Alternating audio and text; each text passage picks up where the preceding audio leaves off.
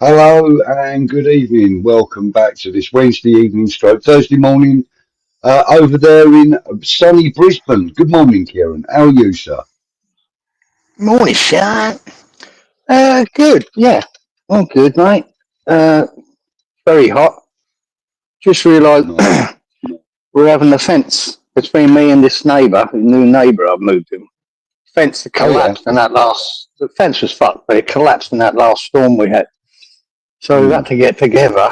It cost us a small fortune. And we've got to put a new fence up. So we've got contractors. They came yesterday and ripped up a load of the massive roots that are down side of the fence.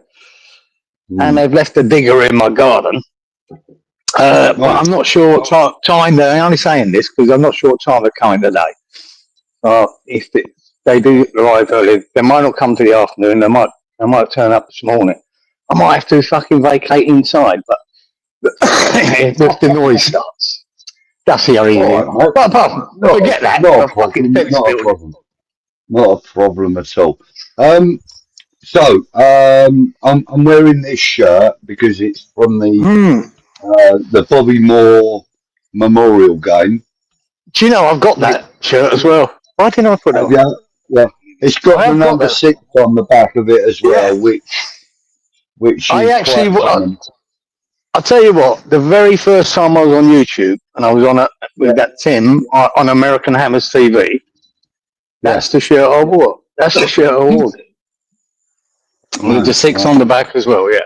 There you go. Yeah. Well, I'm wearing it, not because of the 6 on the back, but I'm wearing it in honour, of course, of Billy Bonds. The sad news we got this week that Billy had passed away on the morning of our game against Liverpool. Now, unfortunately, I don't really want to go too much into the Liverpool game, other than to say that I think Billy would have been ashamed at the performance and the outcome at the end there with Lucas Paqueta.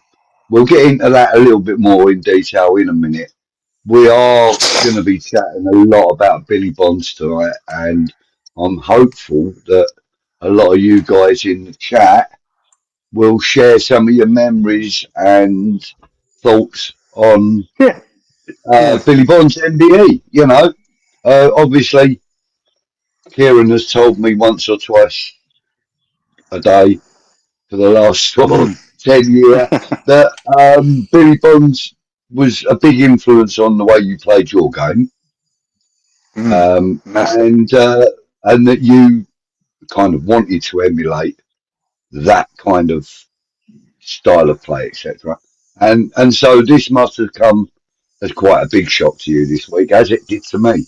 And I'm still fucking tearful over it, mate. You know, I didn't get like that over Bobby Moore, but over Billy Bonds, it's kind of hit me like like a lead weight.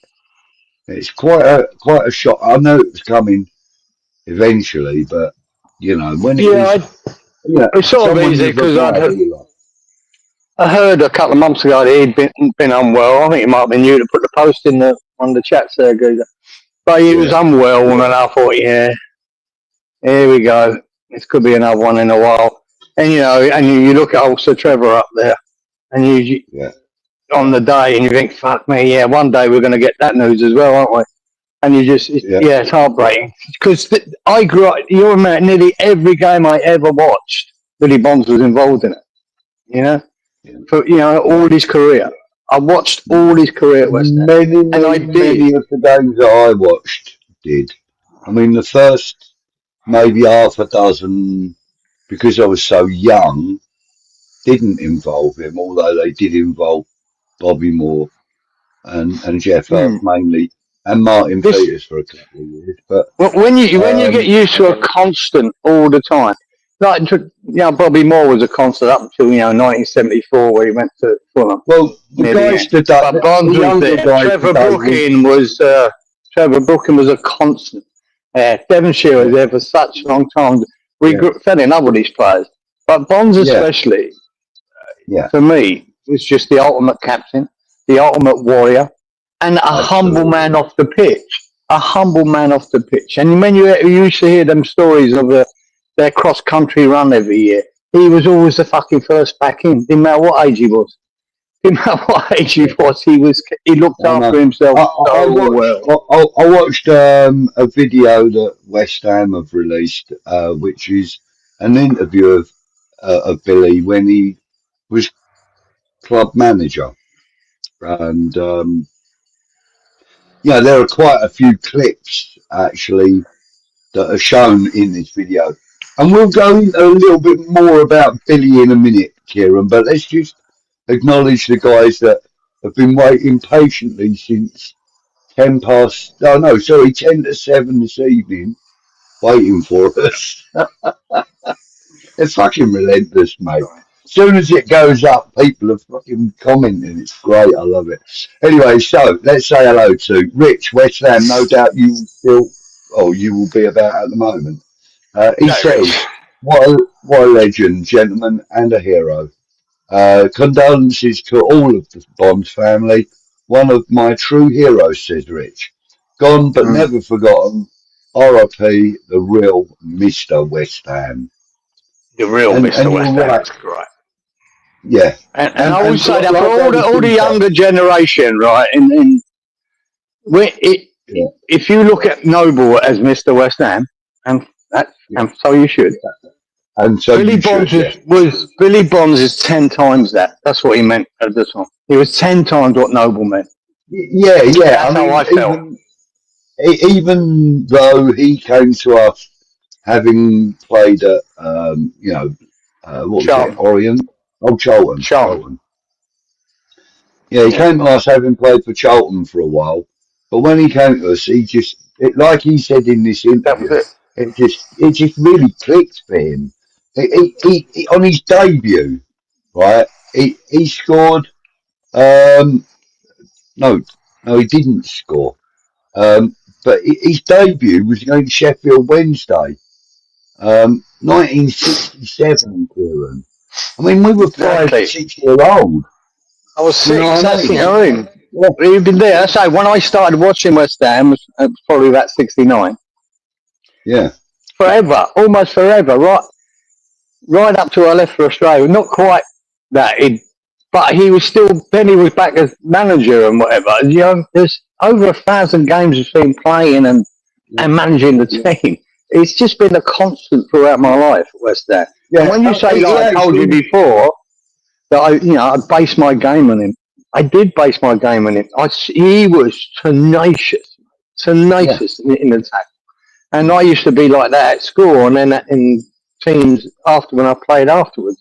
And when I came to Australia, that team I walked in, Geezer, was, like I said, a lot of ex-pros, semi-pros. This is far beyond my level. But that fucking tenacity I had is why I made the first team and why I stayed in the first team. Because they see I weren't on their level as footballer. But fuck me, I could tackle and I could scare fucking strikers and wingers with my tackling, right? And what I did, it was fair tackling. It was ball. Him and all, if it had to be. But it was for the ball, and that's what Billy Bonds was for me. Just tenacious, and that's what I like to be on the pitch. Yeah, all of these comments I'm putting up at the moment are all before 10 p.m. Right. And the one from closest to 10 o'clock with Mark Pendleton. Good evening, Mark. Thank you for joining us, mate. Evening, Budgie, Kieran, and all the OGs. I love that. I love that. Randy's in the house, I'm sure. Rich is still in the house. Daz is in the house.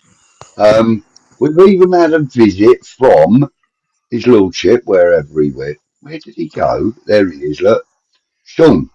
He says, evening all, have I missed Shark Watch? No, mate, and as far as I'm aware, we haven't got one. Have you? Oh, fucking have. Oh, fuck yeah. I've got a big one. Oh, good, good. Oh, good.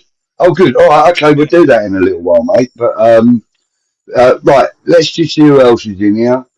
Yeah, obviously, Rich is still here. He says, Shark Watch was last night, mate? No. Billy Bond, 𝗕𝗢𝗏 Blue Army. Good man. That's what it was, geezer. Fuck me. I remember singing that especially on the away games. We used to sing that for 20 minutes straight. It wouldn't stop. Do you know what? I remember at Blackburn doing that. Yeah, do you know what phrase it's just not leaving my head. It hasn't done all day long. I think I've probably driven King mental with it. He's 6'2", eyes are blue. Billy Bonds is coming for you. You know what I mean? And that was a bit of a chant that I used to love shouting that one. Used to love that one. Yeah, so we've got Stuart. Good evening, Stuart. Thank you for joining, mate. From Bourne, Billy needs more than a stand named after him. Well, mate, I do believe that there is going to be some kind of movement to try and get some kind of, I don't know, memorial or something at the stadium for him. Although we have to be careful about that because obviously the stadium isn't ours. Yeah, absolutely. Randy, probably have to put a statue on wheels and have to wheel it back in. Yeah, you know what I mean? Wheel it in and out after every time. Fucking useless. Randy, good evening, mate. This is RIP Bonzo. Brendan, or Toa, if you prefer. He says, good evening, Kieran, Budgie, and chatters. Good evening to everybody, mate. Who we got else? We got John in the house. John, thank you very much for joining. This is King Dylan. He had those football legs that wouldn't have stopped a pig. That wouldn't have stopped a pig in a passage, as my old nan used to say. They were a bit badly geezer, weren't they? Badly legged, yes. But you always see the fucking his socks round his ankles. You know, I was going, where the fuck is his shin pads? You know, you never saw him. And they used to be the big shin pads back then. And I never there was years there he didn't fucking have any shin pads on. I don't know how he even got away with it. You had to wear them. But yeah, the times you see him with his socks rolled down, mate, not even fucking shin pads on, going in for crunching tackles. Mark my words. He says, evening guys, hope you're well. He's gutted about Bonzo, but at least he got his day at the bowl. Iron through and through. And he did, and I watched that earlier on when he cut the plate for the stand and that. Beautiful, beautiful. Yeah. And he thinks that they should get a statue for him. And John is also right in what he says when he says Frank Lampard Senior also a constant. You're right, Gozo. And I didn't, John. I didn't mean to mention him. I did mean to mention him because he was up there with Billy Bob for that commitment and that 100% effort. Right, Billy. They set the standard. Whenever people say, "What's the West Ham way?" Well, there it is. Billy Bonds, right? Lampard at the back. You know, people like that. Even Tommy Taylor, the effort, and then the gracefulness of fucking Brooklyn and Devonshire in the middle, and then up the other end, you could have Davy Cross, Psycho, fucking giving it to him up there. That's the West Ham way. That toughness and 100% play, and the gifted players in midfield. Jeff Pike was another one. Right. Yeah. Jeff Pike was another one. He was just 100%. That's the West Ham. Yeah. And watching that game the other day was embarrassing because none of it was there. I would go as far as to say that players like Mark Ward, Slates, Stuart Slater and that, they all kind of displayed what we would consider to be the West Ham way. You know, play for the fucking badge, you know, play for the shirt, play Yeah. for them lot out in the stands, you know. That's what the West Ham way is, if anyone really wants to know what it was.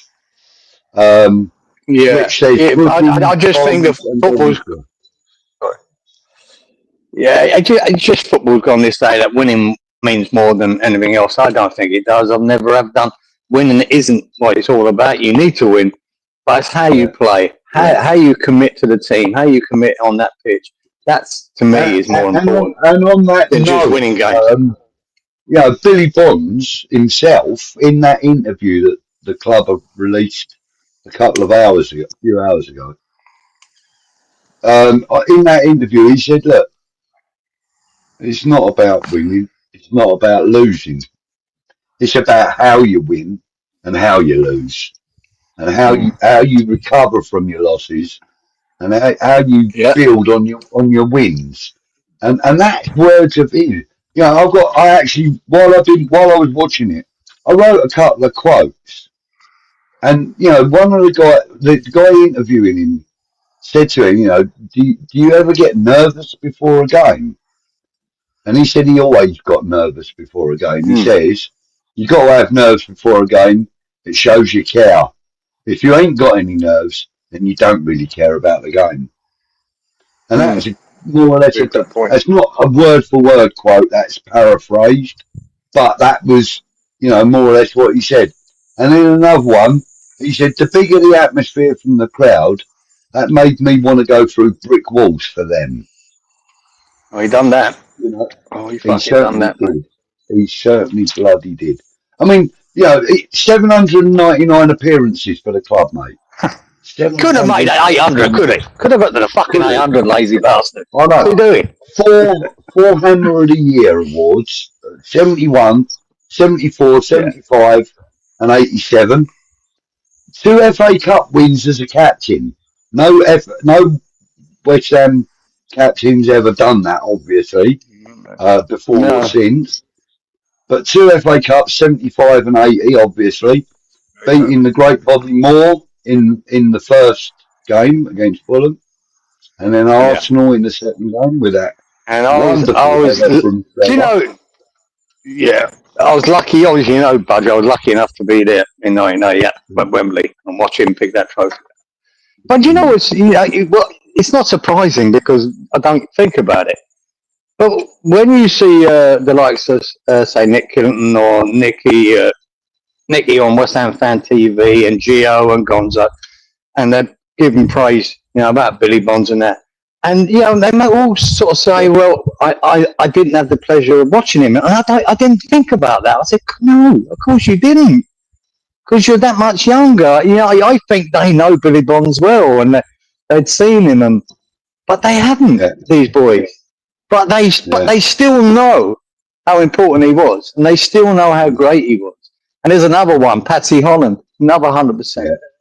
Right? They know what he means to West Ham, what a legend he was. But it didn't. I never think to say, now these poor fuckers never got to see him, which is, you know, a shame in a way. And it is only us older fuckers now that have all them game memories. Because you can watch all the highlights you want in the world, mate. Watching a 90-minute game of how Billy Bonds worked in the game. You know, there's lots of players, them sort of players, that if you watch highlights of a game, I noticed it with Declan Rice at West Ham, right? You'd see highlights of a game, but all the good shit he did, you wouldn't see because it's not important to them people that edit highlights. They just want the exciting shit. All the other great work that's done. So you needed to see Billy live, which you couldn't see fucking highlights all the time then or see him on telly that often. You need to see what he did every game. You need to be there. And I was lucky enough to be there. I did get the information on that interview. It's on the West Ham History Channel. So it's on the West Ham History Channel. Have a look at it. It's pretty cool. Anyway.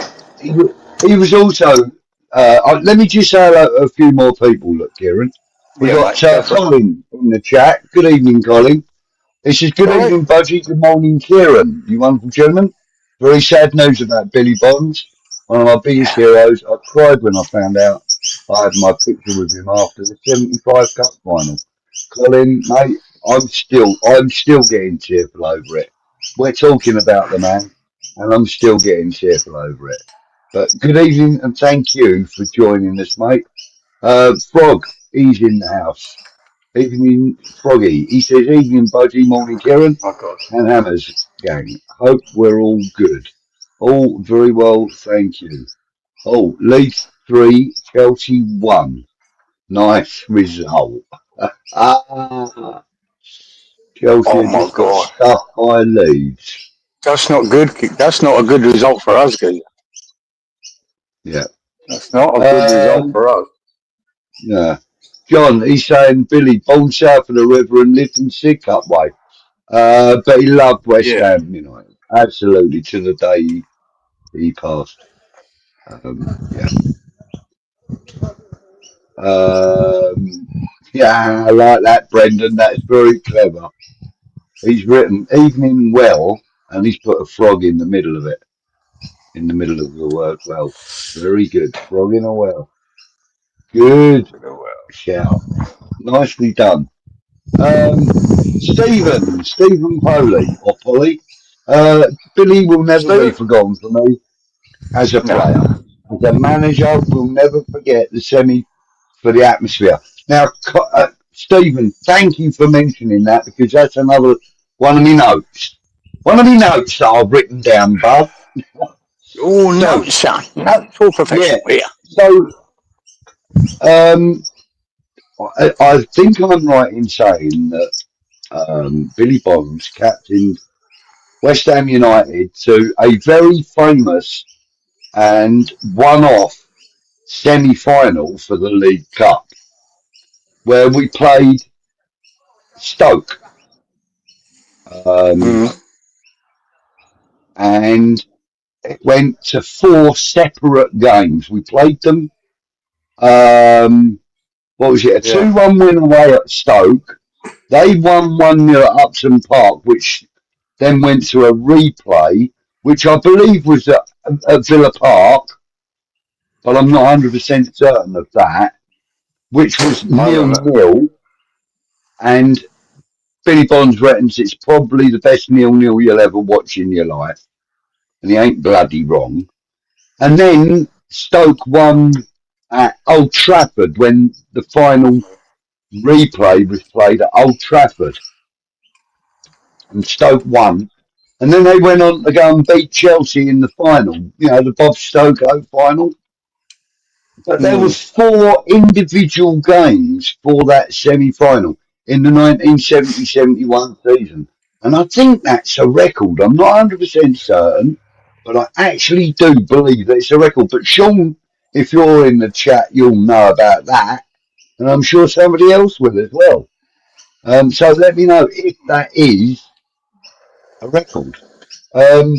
Gents, I have that still, and it also is autographed. Yep. I always cherish them and always have the 75 Cup final with all their photographs signed on it. Brilliant, mate. I'd love to have all that kind of memorabilia still, but all of my memorabilia got torn up, ripped, smashed, and thrown away by a very, very sore ex. So, yeah, I had lots of Is stuff. that geezer? He's just jumped into the machine there. Can you hear that badly? No, not particularly. Okay. No, I didn't even notice, fella. Didn't even All notice. right. Paul Houston. Good evening, Paul. It's his evening, gents and fellow hammers. Rest in peace to the man, the legend. He wore his heart on his sleeve, and I met Mr. Bonds in person. Great memories, R.I.P. And I met him too. I think you probably met him as well, didn't you, Kieran? I might have met him outside the ground once or whatever. My memory's Yeah. fucked for that. I met a lot of I players like remember. that. I might I have remember. he might have been. I remember them. You know, West Ham used to come to our school at St Bonaventure, and I remember Yeah. Lampard being there, Redknapp, and even Bobby Moore. Yeah. I think. Now Billy Bonds Yeah. probably was a part of that too. I'm going to guess, Yeah. but I can't, yeah, my memory's Yeah. not that great. So. Well, I remember one time it was a midweek game. Can't can't remember who we were playing. Coventry, I think. Yeah, Coventry. And me and two of my mates, we'd gone to football training after school. We said we were going football training, and we had our football training kits on with our jeans over the top. Well, our training kit was West Ham's colours, claret body, blue sleeves, you know. And so we wore them to the game. It was years and years and years ago. And it was Coventry, as I said. And after the game, we were hanging about trying to get signatures off people. And the only person that came over to us was Billy Bonds. And he signed all three of our shirts on the sleeves. Every single one of them. And I had that, and that got destroyed and whatever years ago. But yeah, all three of us had the same. So we could never really actually wash them and use them again. So yeah, but that was a good memory of Billy. Frog says to have someone like Bonzo take over from Morrow for our golden era was unbelievable. I can't believe he's gone. He says absolutely. And Froggy, you know, Yeah. he Bonzo knew exactly what he was taking on when he took over that armband from Oh, Bobby exactly. Moore. Yeah, he knew Exactly. what he was taking on. And he basically slipped them shoes on and they fitted him perfectly.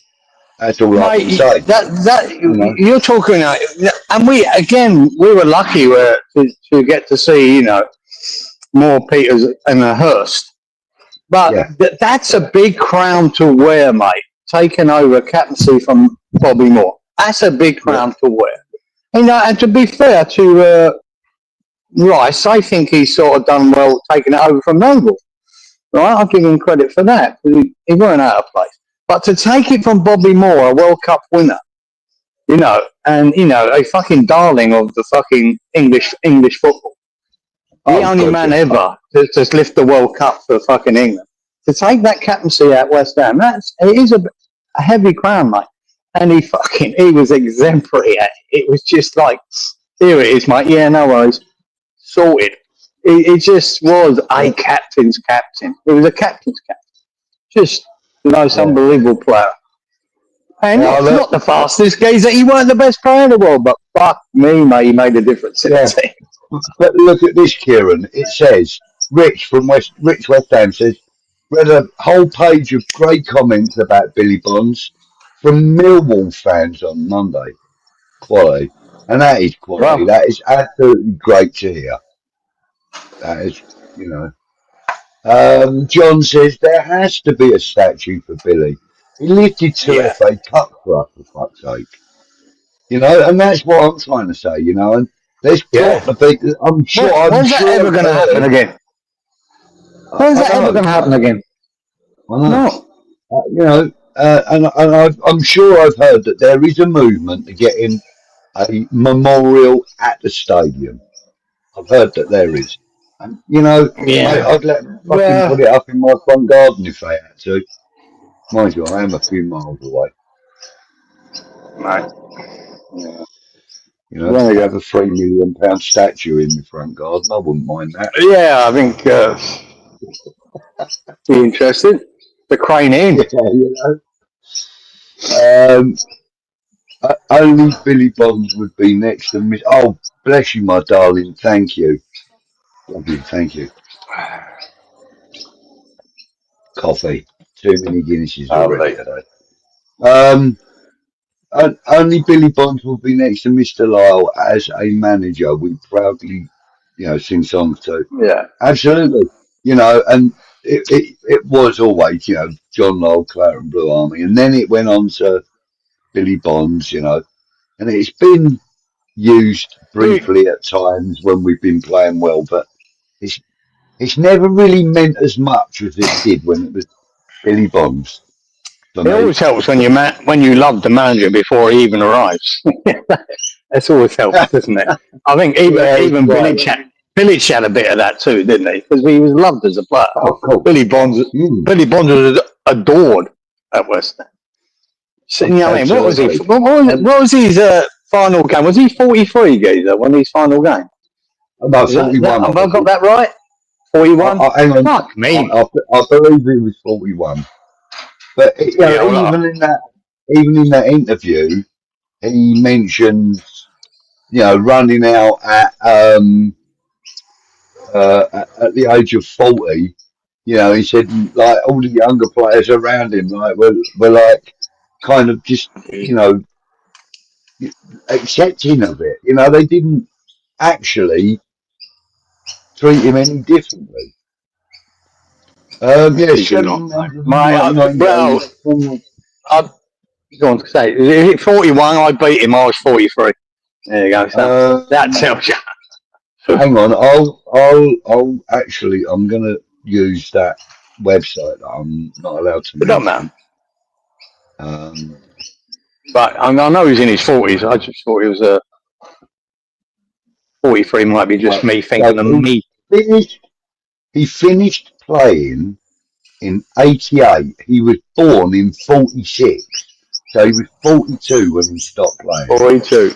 There you go. Yeah, see, Billy, I did emulate him, Geezer. I got to 43. And you know, it's no surprise that the Millwall fans have been appreciative and you know and have good things to say about him, because he did manage Millwall when he left us, didn't he? Yeah. Did he go there? You know? Yeah. I remember. He's only managed two teams, 1990 to 94, West Ham United, and then 3 years break, 97 and 98. He was the manager at Millwall. Right. So yeah, mate. He definitely had South London roots as well. See, that's the thing with Billy Bonds. He's the one that crossed over from South London to East London, mate. No problem. Yeah, he was born in Woolwich. You know what I mean? Yeah, he could that's why he ended up a charm. Yeah, he could cast his fishing rod and hit Charlton's ground with it. Yeah, mate. So, but you know, we were very fortunate and very, very, very fortunate to have been able to have watched him over 21 seasons, Kieran. I mean, come on. And I was there. Look, I was there for all of them.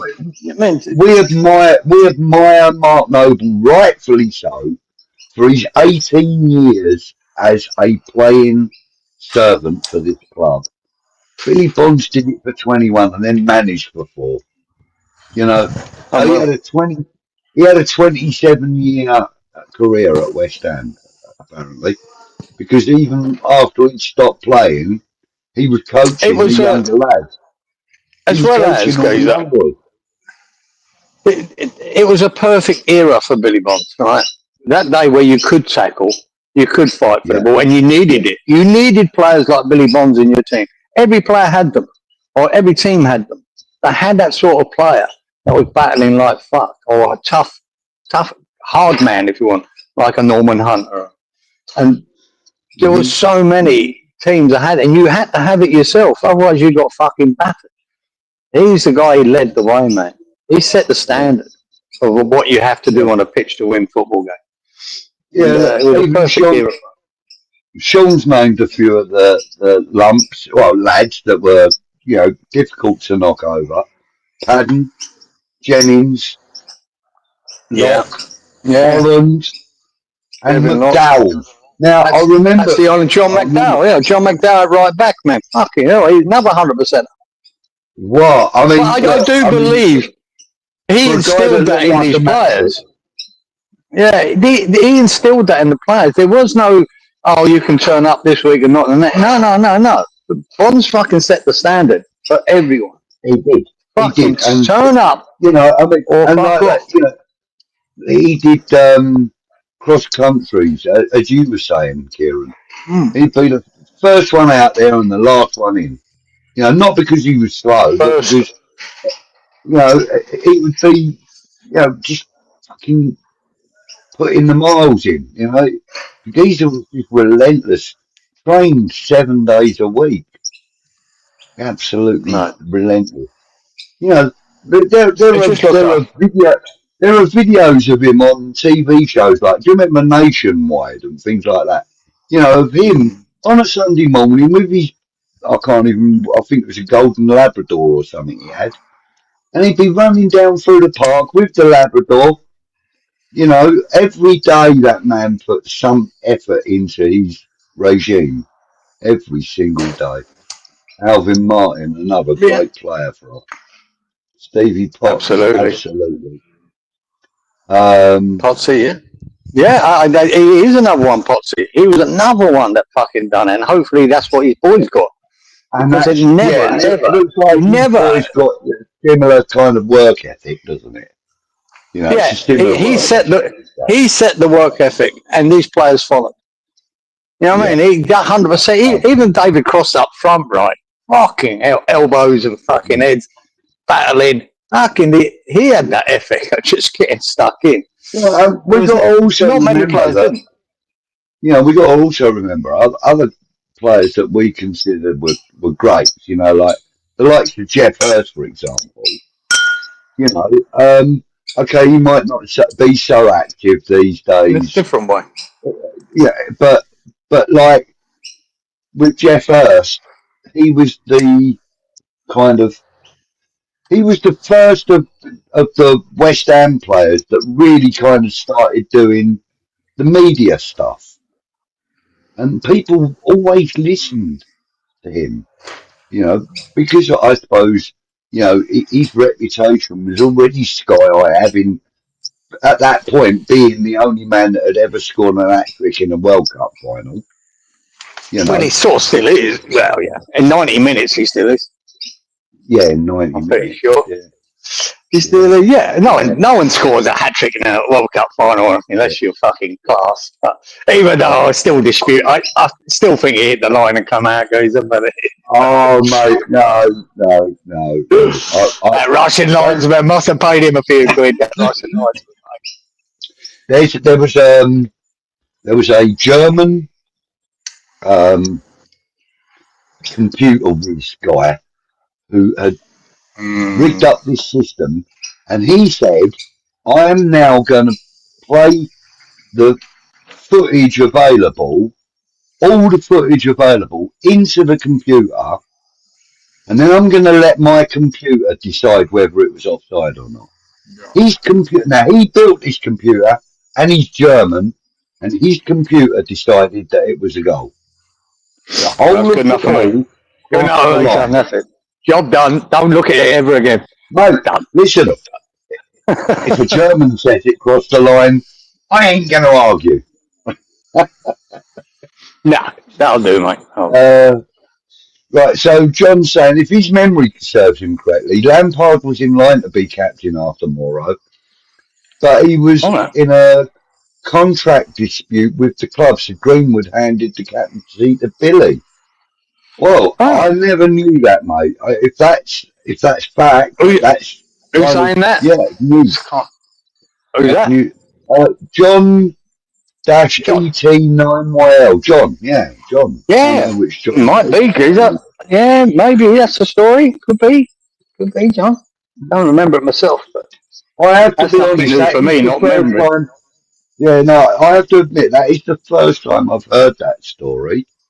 But if it's true, I didn't hear the story of Bobby Moore for 30 years after the World Cup win about Alf Ramsey phoning up Greenwood because he was in dispute over a contract at West Ham, and he was going to be out of contract come the World Cup. And back then, you could not play for England unless you had a contract, a professional contract. So Ramsey had to phone Greenwood. I was like, for fuck's sake, sort that contract out because I need him to play for England. And I heard that story about 30 years later. So it could well be true, John. Could well be true. You might be right. Yeah. Frog in a well, he says, people like Bonzo are captains even when they don't have an armband. They inspire and lead said that always the rest of the team. And that's right. I've always said that, Geezer. If you were playing good teams, in the dressing room, you'd have 3 or 4 people like that. Yeah. You're going to have 3 or 4 captains. It doesn't matter. Yeah. And let them decide who has the badge. Myself, I'd let them decide who has it. captain's armband. You do get Yeah, leaders. exactly that. They're natural. They're just I natural. mean, look, And for so all the you, critics, for all the critics that he has, I still believe that the natural successor should have been Thomas Souček in this current squad. He should have been the yeah. club captain, not necessarily the on-field captain if he's not going to be used as a starting 11 No. player. But the club I, captain should have been him. I just think it because Noble had signed a 7-year contract or whatever, and then committed his next 7 years to West Ham, and Thomas Souček being a bit older, and I think that's why he ended up with. But I do believe that because he'd committed to West Ham, to be fair to him, and he was given. Yeah. But like I said, even if Noble hasn't got the captain's armband, there's no reason why Souček can't be a captain when he's on the pitch. There's no reason why Kilman can't be it. Or ฎība. You be a captain in the back four. Ḍība started picking the baton up, to be fair. He really has. Did you see him at the weekend shouting his gob off? No, he's picked up a bit in the last few games. He's got his biggest critic, as you know. He got the raging up with the young boy. What's his name? Juice. He got the raging up with him because he left Ḍība well exposed, and Ḍība gave it to him both barrels, mate. John says won the FA Cup, 80 FA Cup final with a faster than bullet reflex header from ฎība. Absolutely. Unbelievable, mate. Unbelievable header that sound. Trevor Brooking, get it in this. That was Bonzo should have played for England. I believe he didn't. He got picked. Hang on. No, he got picked twice, Skeezer. Hang on. And both times, I think. Yeah, I can read it out here from the website. It says. Yeah, I know that, but I'm just saying the context of that. Yeah. Hang on, look. He got picked for England twice. He got picked for collision. Hang on 1 minute. Right. He was on the bench as a non-playing substitute for the senior team for a World Cup qualifying match against Italy in 1977. And then a collision with goalkeeper Phil Parkes in the last game of the 80-81 season broke two of Billy Bond's ribs and ruled him out of selection against Brazil in May 81. Bonds and Alvin Martin were in line to make their England debuts in that game. Yeah, and he got injured, and that's why he didn't play. He did get it. And that's why he didn't play, So, but, he should. And, we've had a number of players that should have been England players that never were, including Mark Noble. I mean, imagine him. Well, I don't agree. No, I don't think Mark Noble was good enough for England myself. Really? You don't? Thought he was. Yeah. No, good for the under-21s or under-23. Not good enough for the first team. And you got to remember the era there was a lot of good players around then when Noble was around. I don't think he was good enough for England. No. I mean, he's a fucking top player, but that's just another level, isn't it? Top player. No, I don't think he was good enough for England.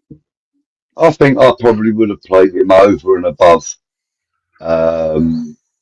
What's his bloody name? The one. Oh God, his name escapes me now. Oh God, I hated him so much. I've forgotten his name. Milner, James Milner. I hated Milner. I would have played Mark Noble over Milner any day of the week. I mean, he's top player. No, Milner's a great player. I hated him. So Mark Pendleton's saying my first memories of Bonzo, and he was already into his 30s. Well, yeah, there you go. Amazing, eh? Yeah. Amazing. Colin says he's a gentleman, but a hard man and a great captain who played for that shirt. And I was at the game when he had a blood splattered bandage after shedding blood. players are so soft nowadays. And Oh, I am fuck yeah. fairly sure you are referring to that picture now. Yeah. Get his head split open, yeah. Brilliant. Yeah. Now that You know, epitomised. and that sort of came true to me at the weekend, Geezer. I watched that Chelsea-Arsenal game. And Yeah. every fucking 5 minutes there was someone rolling around the floor because someone touched his cheek with his fingers. Or there was one good elbow into the fucking cheekbone. That geezer needed to be rolling around. He had a lump like a golf ball. But there was about half a dozen others just rolling around like fucking tarts. And I thought, yeah, that worked Billy Bonds for sure. There's none of that. Good evening to Phil Orm. Good evening, mate. And Steve Palmer. Good evening, Steve. He said he thought Billy was immortal. He is, mate. He will live on. He will live on. And, yeah, and I would not be too surprised if at least once a season, on the 4th minute, the stadium erupts in, Billy Bonds, Claret and Blue Army. Maybe his birthday or on the anniversary of his passing or something. Maybe, I don't know. But it might be every fucking game goes for the rest of this season. Yeah, you never know. You never know. But I'm pretty sure that, once a season, I'm sure the crowd will probably let him know that he's never been forgotten. Do you know what I mean? Right, good point, John. Gordon Banks saved the penalty from Jeff Hurst in that League Cup semi-final. He did indeed, and I watched it today. I was at that game. I watched it today on that video on West Ham History Channel. Well, Jeff Hurst scores that penalty, geezer. We were through. We're through. Yeah. If he scores that penalty, we're through. And he fucking Gordon Banks saved it. I know. Yeah. They as we said, they eventually went on to win it, and that was the Bob Stokoe final, wasn't it? When they beat Chelsea. There you go. Yeah. Yeah. In fact, actually, another strange thing happened. I wonder if you can tell me what it was. Another strange thing happened in that semi-final. There was another penalty that was saved, but the rebound was scored, and it was given because the keeper moved before the kick was taken. Can you remember who that keeper was for West Ham? Oh, back then, goes. What years? I can't remember the bloody year. 1970. 1970. No, Mervyn Day. 71. Mervyn Day, Bobby Ferguson. The goalkeeper on that day for that penalty, I don't know why, because I haven't researched. Oh, Bobby Moore. Correct. Yeah, I remember it. It was Bobby Moore. Yes, it was. And he saved the penalty, but the rebound went in, and they allowed the rebound to go in because Bobby Moore moved before the penalty was taken. How unfair. Just give me a second, mate. Not a problem, sir. Not a problem. I'll have a look through the chat. Who else we got? Yeah. Oh yeah, there you go. Look, even Paul said it. Banks saved the Hurst penalty at Bowling versus Stoke, and Bobby Moore had to go in goal, saved the penalty, and they scored from it. Yeah, I might have been getting confused as to what game that was, but I do remember all of that.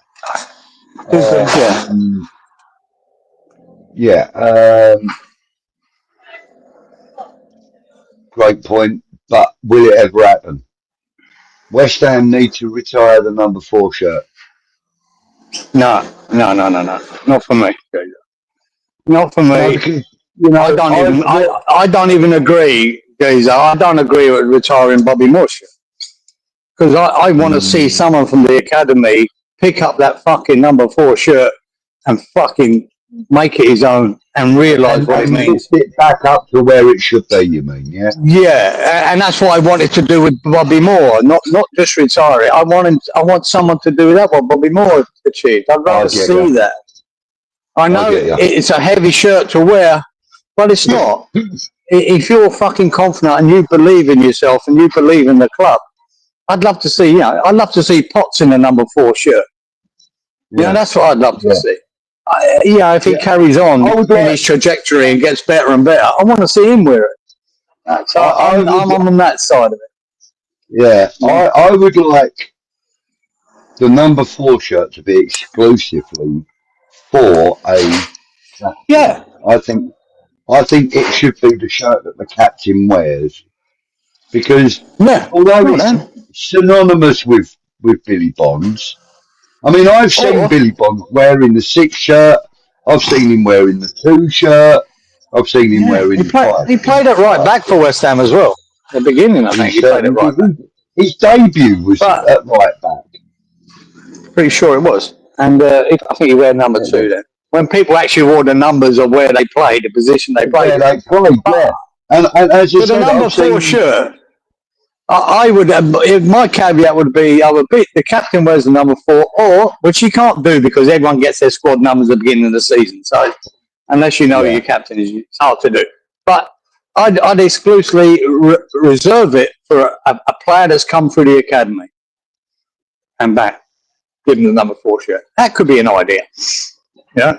But I wouldn't want to retire. I want to see someone emulate that shirt one day and take it on and do better. That'd be great. And every time, if a player does do that and becomes fucking really, really good, it'll be mentioned then, Billy Bonds, why that shirt's so important. It'll be mentioned. His name will never be ever forgotten. That's right. It'll be good. Yeah. And the Billy Bonds Award or something, and that number 4 shirt that's given to them because they've become our next project captain. You know what I mean? Maybe. Etc. I get it. Do you know what? I had a weird dream once about. Oh, I bet you fucking did. Weirdo. About 4 years ago, I had this weird dream that the Academy had announced that Bobby Moore's grandson, Robert, weirdly, was signing a contract with the Academy at West Ham, and that they were going to bring the number 6 shirt out of retirement if he turned professional, if and when he turns professional. And it was a really weird fucking dream, but it's kind of along the lines of what you were just saying about the 4 shirt, I want to keep it alive, man. I want to keep it alive. That number 4, and that's the 2 numbers I ever wore, guys, are playing football. I always ask for number 2 or number 4, nothing else. The only numbers I ever played in. There you go. Neil Fitzhammer, thanks, mate, for bringing us back down to earth. Back in the bottom 3, what a week. Billy Bonds, childhood hero. From when West Ham was the real West Ham, makes me feel old, he says. Mandy, good evening to you, Mandy. Hope you're well. Who else have we got in? Have I missed anyone else? Lots of people with memories of Bonzo, like this one, for example. Rob says favourite memory of Bonzo was against Eintracht in the Cup Winners' Cup. Mud-sodden pitch, shitty weather, and he corralled a squad having terrible season into fighters to get to the final. Was that the final? I remember. I was at that game. That wasn't the final that. Is that the one we lost, or? Yeah, Frank Lampard got injured and made a mistake. Is it that one? Right. I'm not sure. He slipped over, man. That's a shame. What game was it? I know it's a bit random, and you mentioned Frank. But what game was it when Frank Lampard scored that goal with his head? No, I've got to talk this. Yeah, no, you're all right. Go on, you crack on, mate. I was just going to mute you. No, I can't. Fuck's sake, he's fucking. Right, I'm just going to mute. I've muted you for a second, Kieran. So when you come back onto the screen, I'll bring your sound back on. Uh,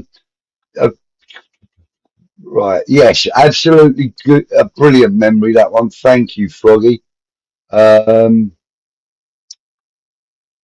on, what comment was that? I think I might have to go back. Right, where's Mandy's comment? Oh, here we go. Here it is. My bad. Sorry, I missed it. Players like Devonshire and Bonds ignited passion in Upton Park many times. Sadly, them players are gone. Yeah. Replaced with money-grabbing primos who think they are bigger than the club. That's actually really, really well put. Hang on, I'm going to give you your... There you go. I'll give you your speech back, mate. Power of No, speech thanks is for that. great. No, I had to talk to my Chinese neighbour who doesn't speak a word of English, and Oh, great. Oh, great. he's only just moved in Port, but he's 74, the geezer. And Oh, to brilliant. communicate me, he's got one of them where he talks into his phone and then the phone asks you, tells you what he say. All right. Okay, Brilliant. right. Yeah. So you say hello every morning and he brings spring rolls. Yeah. Well, apparently his son told me he's a very good cook. Oh. Oh You know, boy, you he's got fucking to, game. yeah, you got to say to him, oh, do you know what? Oh. I was walking past your place and that smelled so good. I had to go and cook myself something to eat. You made me feel brilliant. Then you'll start having food parcels sent round to you and that. Be great. Got to do it, mate. Right, come on. Right, let's. Anyway, where were we? Oh, Stephen Polly says, would love a statue soon for him with some of the other great players who played for us, including Trevor Brooking. Yeah, yeah, we are going to lose to Trevor in the next. him at In the next well, few 10 years years or maybe. so. Yeah, who knows? We'll give him 10. We'll give him 10, longer. mate. Look, yeah, look, of all them legends, there's probably half a dozen left kicking around. Yeah. You've got Jefferson, you've got Trevor. I wouldn't say fucking Redknapp in the same breath because I think he stitched Billy Bonds up, wanker. But Frank Lampard Senior, mate, he never got the credit. He never got the credit he always deserved. He was he was just as much a committed player as Billy Bonds, and a part of our fucking massive part of our legacy. Do you know who Billy Bonds quotes as being one of his best mates while he was at West Ham? No. Harry Redknapp. Oh, he was. Oh, sorry, he was. Fucking, he was at the time until Redknapp stitched him up. Yeah, he stitched him up. What wanker! Mind you, he stitched him up. He denies it, Redknapp. He denies it. But it's bullshit. I believe Billy Bonds when he said Senior as well, didn't he? He's a dodgy cunt. Senior as well. Yeah, of course he is. Redknapp's a dodgy fucker. Brother-in-law. He stitched up his own brother-in-law and all. Rich West Ham says, on a stadium tour with Alvin Martin a few years back, I asked who was the best player he'd ever played with, expecting Sir Trevor, but he said Billy, without doubt. Yeah. High praise. Yeah, but sometimes the best player you ever played with doesn't mean their ability on the ball. Doesn't always mean that. It could be because of their tackling, because of their go forth, because of their effort. It can mean different things.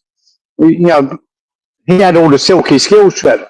You know what I mean? But when you're at the back, Alvin Martin, and you've got Billy Bonds in front of you, and next to you, fucking hell, man. So not a bad player to learn from.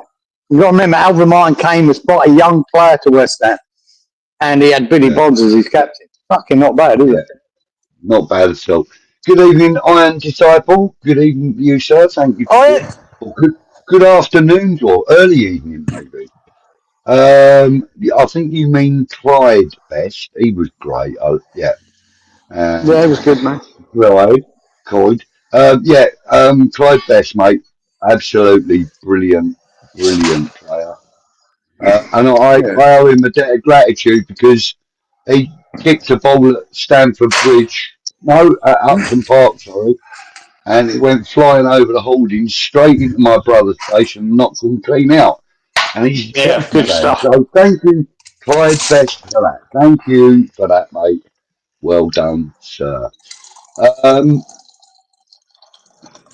My brother would hate me for telling you all that, but there you go. Um, so Rich says, "Oh, good evening, Richo. He's in now. Good evening, Rich. Thanks for joining, mate. Can't Good believe show. Leeds beat Chelsea. Yeah, no, that's great news, isn't it? Leeds beating Chelsea. No, it's fucking not great news, geezer. That puts us in the bottom fucking three. I know, but I it tell you don't put that, Chelsea that in. is scary, scary fucking move. Fuck Chelsea. But it also I, don't put Chelsea in top spot. I'd rather them be that than Arsenal, myself. But no, that's not the point. I tell you now, I keep looking at this league table. I tell you, I'm looking at, I watch all the highlights or the full games at the weekend. There's only 4 teams in this relegation battle, right? 4. Wolves, Burnley, Leeds, West Ham. And Leeds just got 3 points against Chelsea. Yeah. And we just rolled over. We just rolled over against Liverpool and let them fucking slap our asses. And now we've got Man United. Doesn't that mean now that Sunderland can go above Chelsea? Probably, yeah. Because they were. How did Sunderland? Because they were 10 minutes to go. Sunderland were beating Liverpool 1-0. I know. Hang on, I don't know if they ended up with. I don't know if they won that game or not. But fuck me, man. I'm going to have a look on the official. That Leeds result was bad. That's really bad for us, guys. I'll tell you that now. Really bad. Oh, it's bad for Chelsea as well, but that makes me a lot happier. Right, so give a fuck about Chelsea. 1-1 at full time. It's another great point for Sunderland. And there you go. There's a team going out and tries to win a game. Sunderland against Liverpool at Liverpool. We fucking didn't even try to win a game. They're the ones that I wanted to win tonight, because I want them to be challenging for one of the European places. I think it's great. I think it's great for the league. It's a great story. Yeah, it's a great story. Yeah, it's almost like a Leicester story, isn't it? Do you know what I mean? It's almost a Leicester. Fucking Roy the Rover story. This goes up. But I think they'll drop eventually because apparently, during that, like us, with the AFCON coming up, they're going to lose a few players all summer. They'll probably drop down to 8th or 10th by the end of the season. But what they're doing is getting the points on board first to make sure they're safe, to make sure they haven't got a problem. And they're doing it week in, week out. They're doing it. Yeah. They're putting points on the board. Going away to Liverpool and getting a draw. We rolled over against Liverpool. Didn't even have a shot on target. It was a fucking disgrace, man. When everybody knows the weakest part of Liverpool game at the moment is at the back. And to expose it, you have to attack them. And what did we do? We didn't attack them. And this is why, see, I'm not here to say we can't get another manager in and a manager out. I'm not saying that. What I'm saying to you is this fucker is not the manager for West Ham. Come the end of the season, whether we stay up or go down, you might as well fuck him off. I'm telling you that now. He's going to drive everyone fucking crazy. He has not got the team to play how he wants to play. It's as simple as that. You should have known it when you brought him in. He doesn't have the counter-attack that fucking Forrest had. He hasn't got a Langer. He hasn't got Hudson-Odoi. He hasn't got Gibbs-White controlling the midfield. He hasn't got 2 great centre-halves, which he did have at Fosnack. He hasn't got Woods, who was on the form of his life last year, will never repeat it, scoring 20-odd goals. He hasn't got that here at West Ham. And he thinks he can sit back and counter-attack with no one with pace. He hasn't even got Somerville on the pitch to fucking with pace. He's got nothing.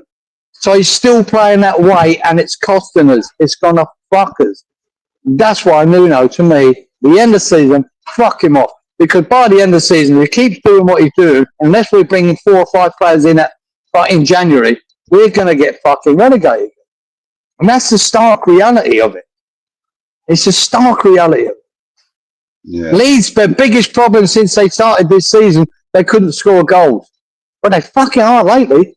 They're starting to bang them in lately. They might have rectified the problem. The score 3 against Chelsea, fuck. Man, we're in trouble. Big fucking trouble. And Nuno's going to be a part of that. Fuck me. I don't know. I mean, look, for me, we're never going to get the manager that I want West Ham to get, because they're not even going to look at him. I'll tell you what I want. I still want that Danny Blind. I still want him, the Dutch fella. His son Daly used to play for Man United a few years back, right? Yeah, I know the guy. I know he is. Yeah. I still like him as a manager. I think he is perfect for us. He builds from the bottom upwards. Yeah, but the trouble is, Budge, that's fine. And he could be that. And there are other managers like that could be that. What I'm saying to you is, the squad we have absolutely fucked up by our bad recruitment. You know, I've been saying it for years. You live and die by your recruitment. It's been so bad, and here we are. And then everything about this squad does not suit Nuno. And it might not suit Danny Blind. And it might not suit a load of other managers, because they're not good enough. And we have got no pace in the side. He wants to build a counter-attacking scene without no pace. None. We haven't got the fucking players. I don't see how Nuno is successful. It's impossible. Unless he brings fucking 4 or 5 players in January who suit what he wants to do. And that means pace. And that's why Traore should be at the top of his list. Because at least it's pace. Gives you an outlet. Gives you something. Stop us fucking defending on our fucking 18-yard box. Yeah. Fuck me, man. No shots on target again against Liverpool. Why? Because we were so deep. We had no pace going forward. They all pushed up to the halfway line. We were camped in. How the fuck were we getting out? How? And again, Somerville, another buy. I love the player. Guess what? We bought another injury-prone player. And he was a bit injury-prone when he was at Leeds. And there he is. He's hardly played for West Ham. As Fulkrug, another injury-prone player. Our recruitment. Fucking horrendous. Yeah. This manager or the next hasn't got time to build for 2 or 3 years. They haven't got it. Nuno hasn't got it. We're going down, mate. You can rebuild in the Championship if you want. And that's what might be happening if we don't sort this out. January window, you know when I said about the 5 games after that break or whatever are the most important? And here we are. We lost to Liverpool. We're going to play Man United tomorrow, and we're going to fucking lose, guys. We've got fucking City coming up. We've got Brighton. I mean, is it Villa? We could go 5 games fucking getting hammered. We might not take a point from 5 games. And then we're really in the shit. Really in the shit. Yeah. We've got to turn over an unexpected result somewhere. Because it's fucking scary now. It's getting scary. Yeah. Anyway, just changing the subject again, going back to the chat. John says, AI says that Hurst scored 26 out of 27 penalties. But he says he's sure that he's heard that Hurst say that he missed 2. Now, if I'm right in believing so, I think one of the penalties he missed was while he was in an England shirt. Oh, I don't know about that. Can't remember that much. I don't think it was a meaningful game. I think it was I think it was a Home Nations game when they were about. Do you remember the Home Nations games? Yeah, I love them. Wales, Scotland, Northern Ireland. The only penalty I remember is when Gordon Beck saved it from him. That's the only penalty I remember him missing. But my memory's fucked, as you know. Colin says Gordon Beck could wear the number 4 shirt and is a future captain. If he That's proves a good himself. shout, Colin. That's a good shout. If he proves himself.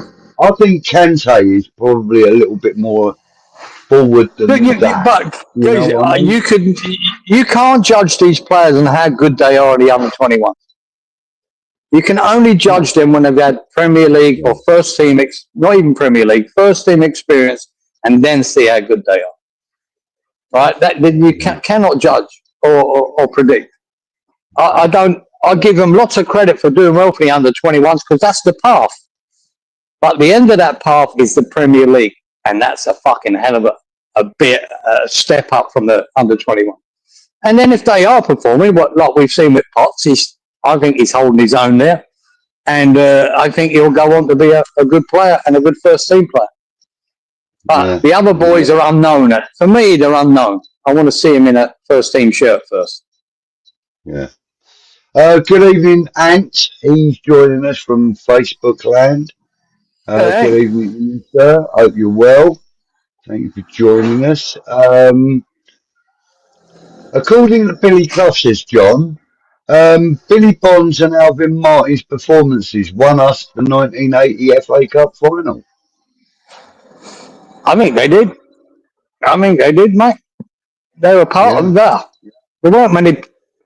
It's amazing that in that FA Cup final he had Psycho up front, but he dragged him in like a false nine. He brought him back into the midfield. It confused Arsenal. Remember that. Yeah. And there was a lot of things there that won us that. Phil Parkes was on his game as well. So, yeah, they all played a part, Geezer. But, yeah, Billy Bonds has always played a part. Yeah. Good evening to Tony Hurst. Thank you for joining, mate. He says Leeds look good as a 5-3-2. Great. Shit. Right. Buzzy and Kieran, what do you think about the game tomorrow after days? I think we're going to get fucked. That's what I think. I think we're going to get fucked. In a lot of pain. You've got no Somerville. You've got no Paqueta. We're going to get fucked. That's the only way I can see it. I wish I could have some hope for this game, but I don't. Yeah. Rich is really a team who can't beat West Ham, that can't beat Liverpool. Yeah, I'll get something from Liverpool, yeah. We just rolled over for them, though. That's what annoys me. And you know what's really annoying me, Geezer? Because I've seen it before. I've seen it with fucking Allardyce. I've seen it with fucking Moyes. I've seen it with fucking Potter. I've seen it with Lopetegui. It's the same sort of shit. Let's try and defend, hold on, and maybe nick something. But to nick something, you have to have a threat. And against Liverpool, we didn't even have that threat. It's like a 0-0 was the only result we could hope for, the way we set up and played. I'm just sick of fucking watching it, Geezer. I really am. And I'm just, Nuno is just, he's more of the same. He's more of the fucking same. He just hasn't got the right players to do it. Yeah. If he had the right players to do it, he could be successful. But with that in mind, with no Paqueta and no Somerville tomorrow, Rich asks, who's replacing Paqueta tomorrow? Well, that's fairly obvious for me. Well, I don't know if it is. Fernandes. Well, you move him into that position, probably, yes. Yeah. But then who replaces Fernandes? Souček, and then Guilherme replaces Somerville. Fuck me. Maybe. Or you bring, I'll tell you what I would do myself. I'd bring Walker. Yeah, I'll put Juve there and bring Walker Peters over there. Or Wan-Bissaka, either one. Yeah. You can put Wan-Bissaka or Peters there and with the other one on the right. But I'd put Juve up there. Because I'm telling you this now, Geezer, regardless of how you do it, it doesn't fucking matter because all of them, like Bowen, will be playing as a double right back with our right back. Fucking Juve will be back helping out, say, Walker Peters. We're not fucking going, they're not going up to impact the game, to attack them. If we're attacking them, it might work. But this is what worries me. We sit so fucking deep, it doesn't matter who's playing fucking left wing, right wing. Yeah. We're playing fucking two right backs and two left backs. Yeah. Anyway.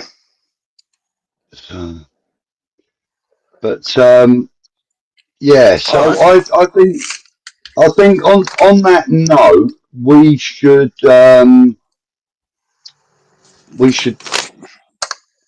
head over to you know, Brisbane HQ and Yeah. have a bit of wildlife Oh, news.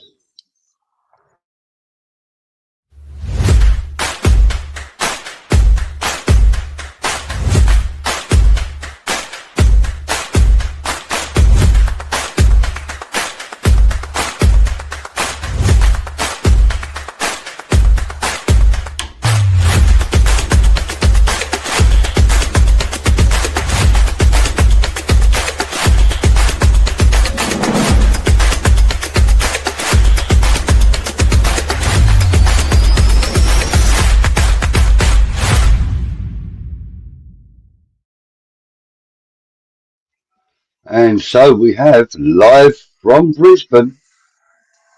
Go on, yeah, Shark. What you geezer. got? Shark Watch, man. Oh, ironically enough, geezer, as we were doing this show last week is when it happened. Happened about this time last week. That's And right. Yeah.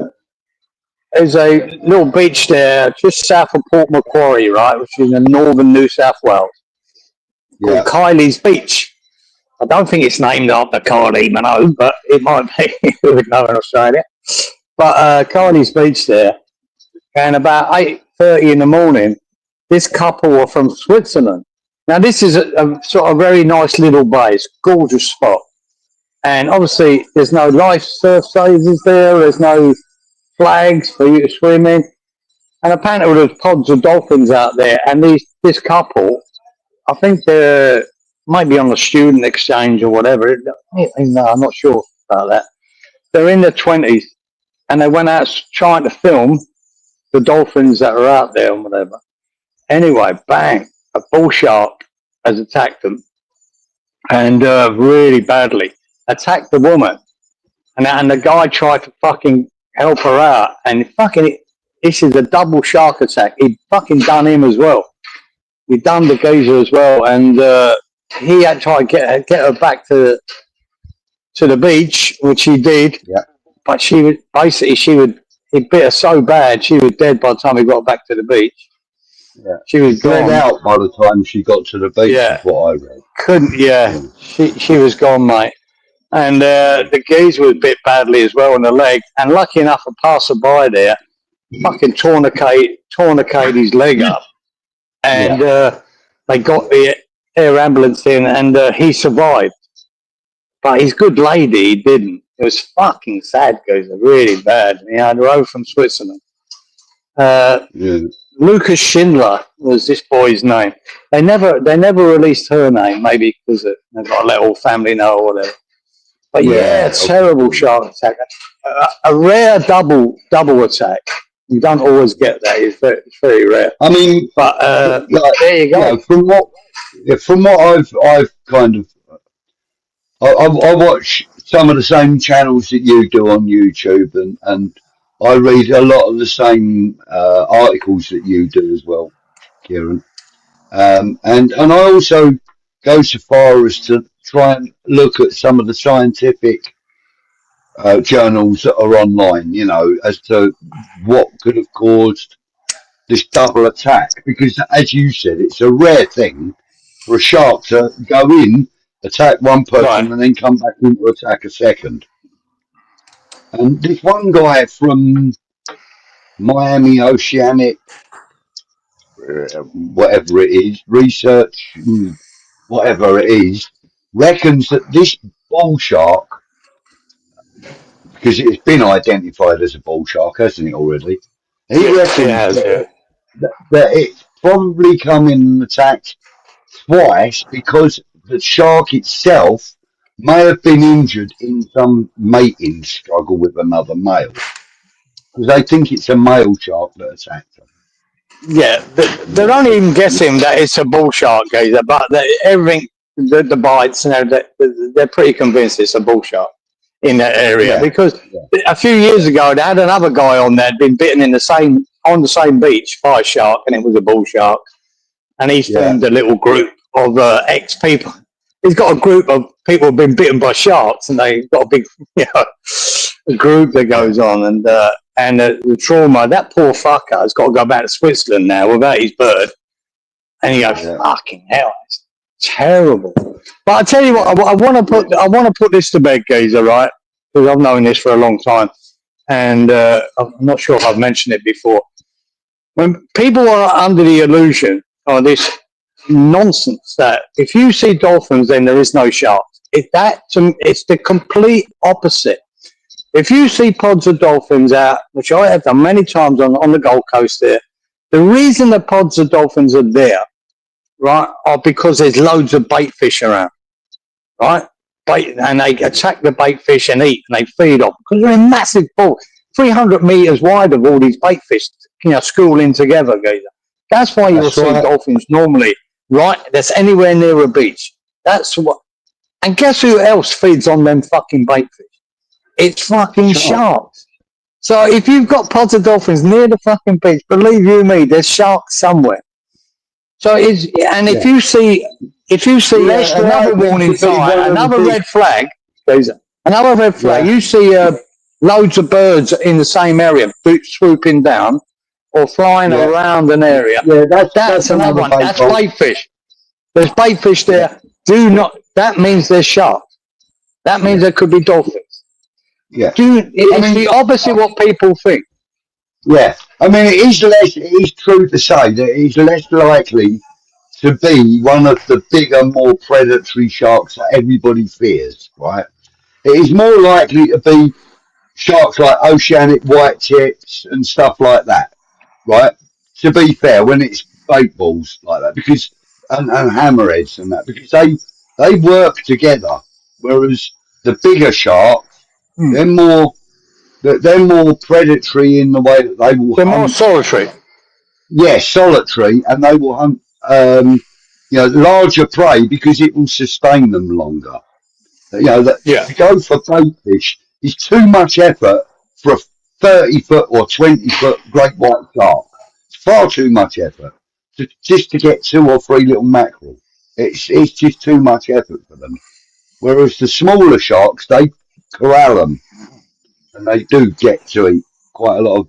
And if you know your thing about sharks, one of the most effective sharks for bait ball feeding is the thresher shark, because they use their long tail to stun the fish. Stun them. They swim into the bait ball, whip their tails. I've been reading all about it. I've been reading all about it. Son. But that's what I'm saying. There's this fucking fallacy that if you see dolphins and there's no sharks, it's nonsense. It's absolute nonsense. It's the opposite of what your people have told you. And people have been promoting this for a long time. That you see dolphins, no sharks. It's nonsense. Absolute fucking nonsense, mate. You see dolphins, there's fucking sharks. Frog's asking the question. He says, mackerel, how do they get the tin open? Easy. Got a tin opener. I've got a tin opener, geezer. What do you mean? But the poor fucker, mate. He survived anyway. It's not life threatening. He's gonna be fine. That poor girl. Obviously, she's been shit done. A further update on the lad who had his board bitten in half. He sold the board on eBay for $10,000. Did he? What cheeky bastard! You thought you'd rather have that as a memory, wouldn't you? You would think so, wouldn't you? There you go. Yeah. Well, someone's got that in their man cave, goes up on the wall, right? Yeah, that is a story I've read, and I've only read it from one source. So, be careful what you read from one source only, I know, but I did hear that he sold it on eBay for $10,000. $10,000.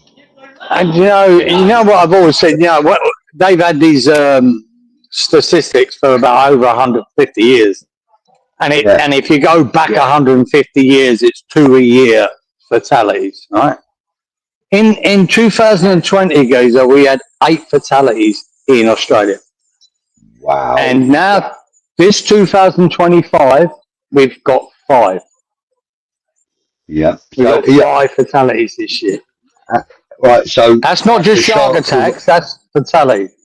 Yeah. They've got 3 days to munch up a few more people. Then they Yeah, they want to break the record. They've got to 23 days. Get on with it. Yeah, they got about 23 days to munch up a few people. And if you remember, guys, that was last December when there was about 2 just before last Christmas as well.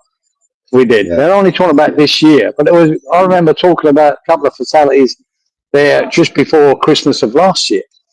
And now we're up to 5. It's it's a lot. If we were to do fatalities during the football season, this season's got to be one of the top ones, isn't it? You know what I mean?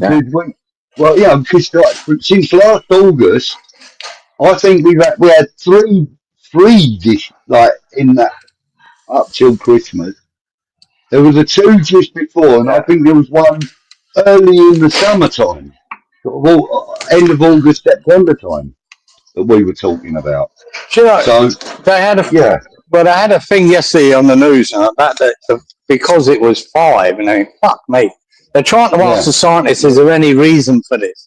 And usually their answer is there's just more people in the water, and there's more people swimming away from the surf life savers patrol. You know, swimming between the flags. All the warnings you are given. Don't go in these remote places because if you do, you're on your own. You know. Yeah. And they threw up, and I'll give you the names and their ages, geezer, of the 5 that were killed this year. Yeah, a boy called Lance Appleby, he was 28. Charlize Sumuda, she was 17. Stephen Payne was 37. Mercury Pisalakis, he was the one with the twin brother, he was 57. Yeah. Lucas Schindler is the boy that died this week. And the Swiss girl, which they haven't named at this, from when I last saw it. So them poor fuckers, all got fucking taken this year by shark. And that's not, there was a load of other shark attacks that we've talked about, haven't we? With the boys, there've been two of the ones that had just bit the board that they got away with. So, it's just been a high year. Yeah. I'd just like to point out again that even it says it on the intro video bit there, that we mean no malice or ill feeling towards anybody when we talk about this. We just talk about it in our own manner, and as I said, we do have full respect and and that for the people that have been killed. I always you always prefer them shark attacks where they do take the big bite out of the board, and the geezer survives, and he's got a story to tell, and then fucking sells it on eBay. The cut. What a wanker! Well, as I said, that is only one report that's put that up there. It's not like I've seen from the horse's mouth or anything. But it's not confirmed. It's not confirmed. A lot of stuff's fake these days, isn't it? You would all say shit. So it could be fake, but I don't know. What I was going to say is that it would be nice one day if we could get a shark attack victim on here. Wouldn't that be good? For fuck's sake! I'll just give one a ring. Yeah, well, you're on the island, have a little walk round and have a word with a few people. Fucking Send me an island. I was nearly attacked by a shark. Can I do that? I was nearly attacked by a shark. Oh no, and the croc. Well, swimming. Nearly attacked by a croc. Could have been some. I could have been a croc victim. You might never have met me. I know. I was attacked by a ferret once. Yeah, fucking fish is nasty, son. Fish is nasty. Vicious as fuck, mate. I swear to God they are. Right, so let's get back to stuff that we originally were talking about. But I want to put this comment up. I Am Disciple says, when I was in a band on tour in his 20s, we went in a van on the East Coast, played in Miami, slept on the beach one night, woke up, and there were fins poking up out of the water. It was nuts. What Brilliant. things It's were they great. though? Shark or Great to see. dolphin? Mm. Yeah, yeah. I mean, but you know, I've seen like a pod of killer whales from the air, and I've seen pod of dolphins from the air. You know, if they're called pods, I don't know if they're called pods, are Pods of dolphins. Yeah. they? Is it pods of dolphins and pods of killer whales? Yeah. Yeah. I think they're pods, Um, mate. It's a collective noun for it, I think. yeah, I believe it is, isn't it? Yeah. Right, okay. Yeah. Let's see if anybody in the chat we've missed or haven't mentioned yet. No, everybody has. Rich West Ham says, got attacked by a seagull, still got the scars on my head. Frog says that a pigeon shat on him once. Yeah. Like that. Yeah. Oh, mate, apparently that's supposed to be good luck, isn't it? Is that a pigeon? I don't Some know. idiot told us that. I think it fucking is disgusting. I think it's disgusting as well. I had to So, deal with kamikaze pigeons once, geezer. Did you ever tell you that? You ever heard of kamikaze pigeon? no, You never haven't? have. No. Right. My mate's got a company back in London or Essex, and he was dealing with all the cinemas, right? He used to do all the maintenance and work for the Odeon cinemas around London. Yeah, yeah, yeah, yeah. And I started working for him for a bit, and he sent me to this cinema up the West End of London. And what happened was they'd shut a load of the offices and that, just boarded them off up at the top of the building. And what happens is these kamikaze pigeons, they realise all these spaces are empty, and they smash into the window, right? Kill themselves, trying to crack it, and then crack it until they break a window, and then they get in there, and then there's 1,000 pigeons go in there and roost. What the hell? Yeah, it's a thing, geezer. Believe it. Look it up. It's a thing. They're called kamikaze pigeons. They will fucking die to try and break a window to get into these places.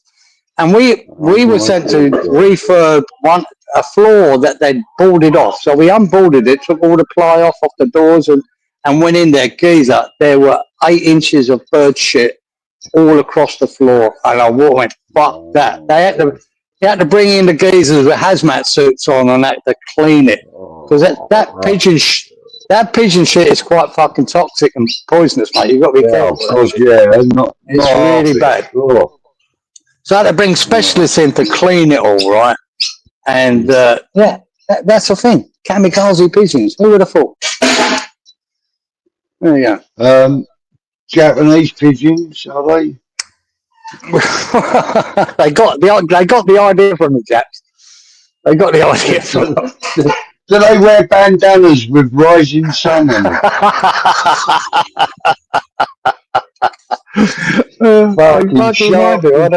Sharks with fedoras on and kamikaze pigeons wearing fucking bandanas. Love it. Let's get back to normality. Yeah, let's talk about this man again. Right?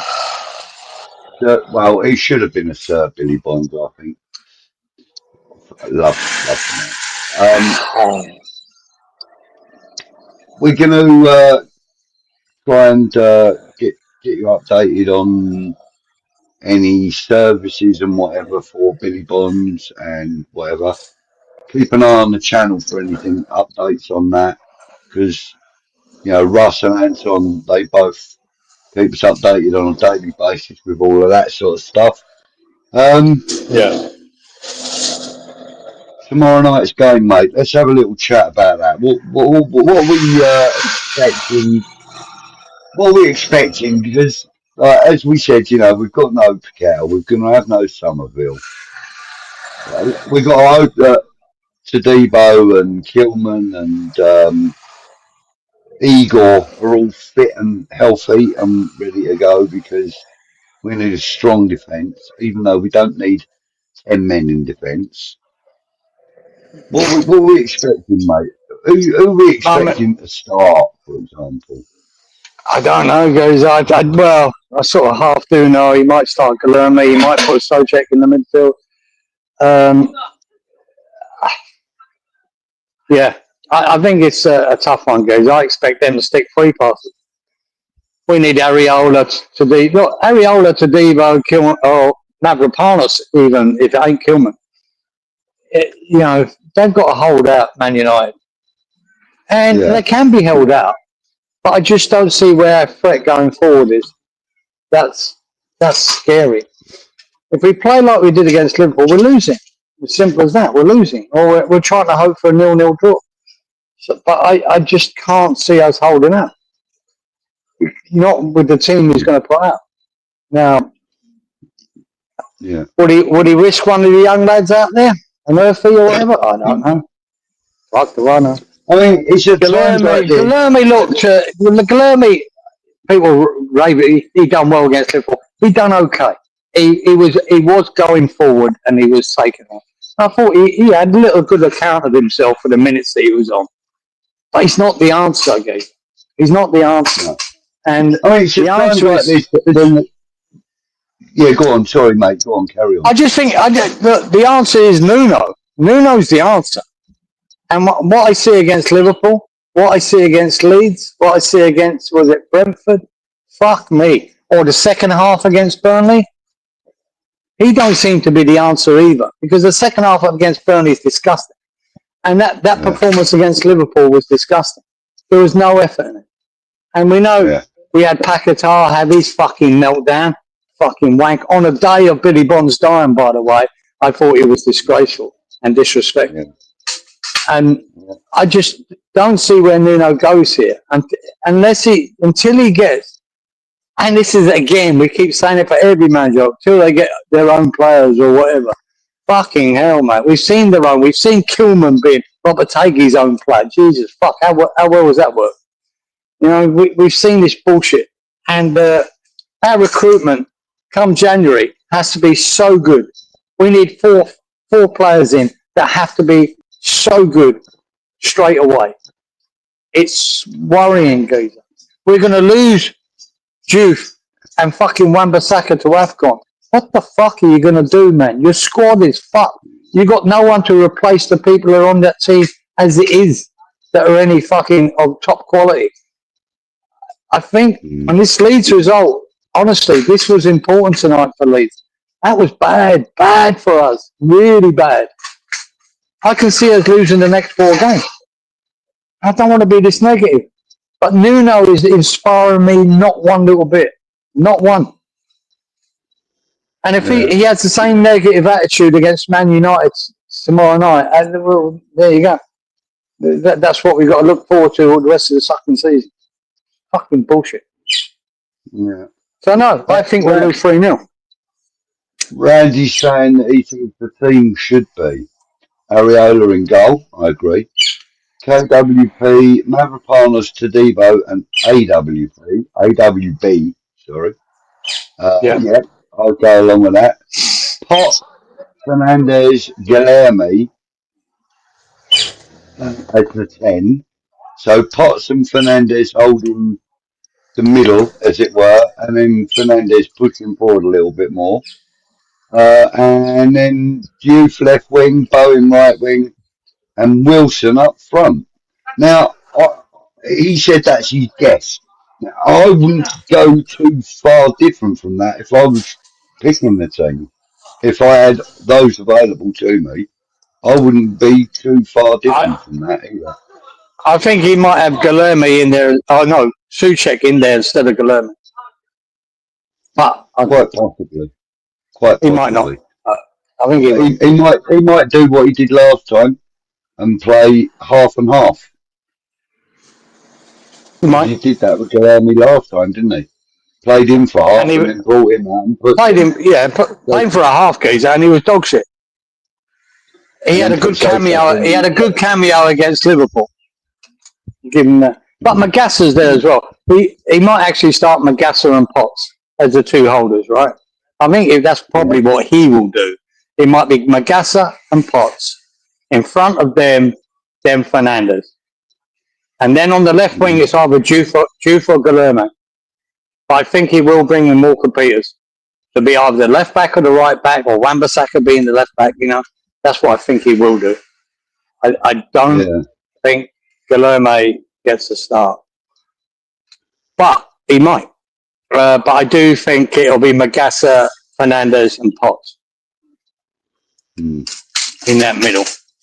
Yeah, see, I keep forgetting about Magassa, and I shouldn't, because he's actually proving to be quite a useful player.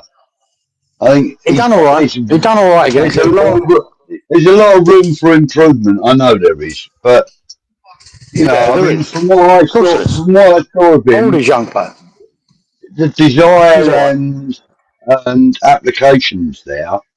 It's just, I think it's the fine tuning. I think it's just fine tuning. I just think we need a bit more in the situation we're in, guys. We need a bit more than all right, and I think he's all right. I think Guilherme's maybe all right. It's not enough because of the situation we're in. If we were 10th in the league with 22 points, no, fine. They can be all right, and we can win games and lose games, but we're not in that position. We're in a position where we need to put points on the fucking board. We'd be cut adrift by Christmas. Yeah, that's what's worrying me. These next 4 games coming up are crucial. Breaking news. Mark Pendleton says that Man United fan says that there may be a surprise injury. Could be Casemiro or Fernandes. Let's hope it. Yeah, I'll see that. I'll see that earlier, Matt. Yeah. He'll be all right. Fernandes is hard to replace because he's a quality player. He makes things happen, goes up. He really does. But Casemiro won't be much of a miss. I'm sure they can replace him. It might be better if Casemiro starts for us, to be honest. You can get at him. They still got Mason Mount. Yeah, he's turning up lately for him, goes up. Scored a couple of goals for him lately. He's starting to fire again. I heard about him scoring goals, but wasn't sure he was still with United, But no, he's still there. Now he's starting to play well again. According to Mark, Fernandes has been seen holding his hamstring. Yeah, Bruno Fernandes. Yeah, there's a possibility he's missing, but they've still got a squad there that they can field against you that's far superior to ours. Whether we like that or not, that's just a fact. Yeah. So, guys and girls in the chat, give us your predictions for a score for tomorrow night. Then, I'm gonna go with 3-1 to Man United. Yeah. It's at Old Trafford. I'm going to 3-0, geezer. It's Old Trafford. Even it could be 2-0. It's either 2-0. I just don't see us scoring. And the reason I don't see it is we can score against them. Believe me. They can be got at, Man United. They really can. Yeah. Fucking Everton went down after 13 minutes, went down to 10 men and held them out and beat them. Yeah. We can. But what tells me we can't is Nuno, because of the way he sets up. And then you take Somerville and Pakisar out of the team and you go, fuck, what are you going to do now? It's going to be more of the same from him. He's the one that worries. So, 2-0 or 3-0 to Man U. That's me. Yeah. I wish I had more hope. I think it's going to be 3-1. I think we will get a goal. I think it'll be the first goal. And then I just think we'll fall to pieces trying to hold it. And Mark agrees with you. He thinks it'll be 3-0. And he also agrees with you. He thinks we won't score. Yeah, I can't see it. 2-1 to West Ham or else. Rich thinks 1-1. Dad thinks 2-1 to Man United, I'm presuming. Iron says he can't even predict it. Randy says if the lineup is set up right, I will say 1-0 West Ham. But if the setup and lineup with the intent is wrong, then 2-0 Man United. And it's all on Nuno and the players to get it right. Yeah, I agree with that. Who's saying that? I can't see it with his... Randy. Yeah, it's about right, because it's down to the setup. If he sets up like he did against Liverpool, we're fucked. Forget it. All over. It's as simple as that. If we show no threat to them, then they're going to beat us. Fuck me. Yeah.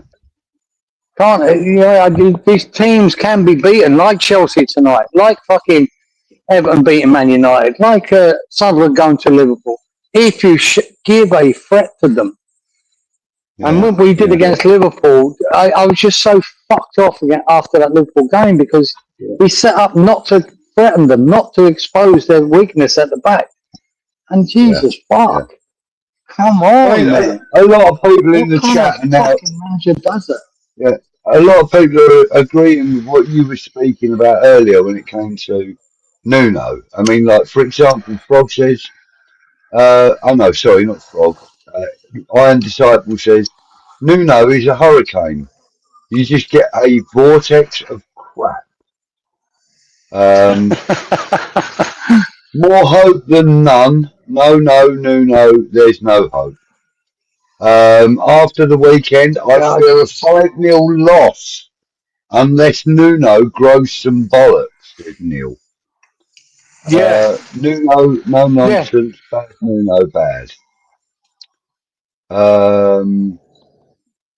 Yeah, so that's about it, really. You know, I mean, there's no confidence. Even though Nuno's between a rock and a hard place, because he knows how he wants to play, but he ain't got the players to fucking do it. Hasn't. So now he's got, what do you do now, son?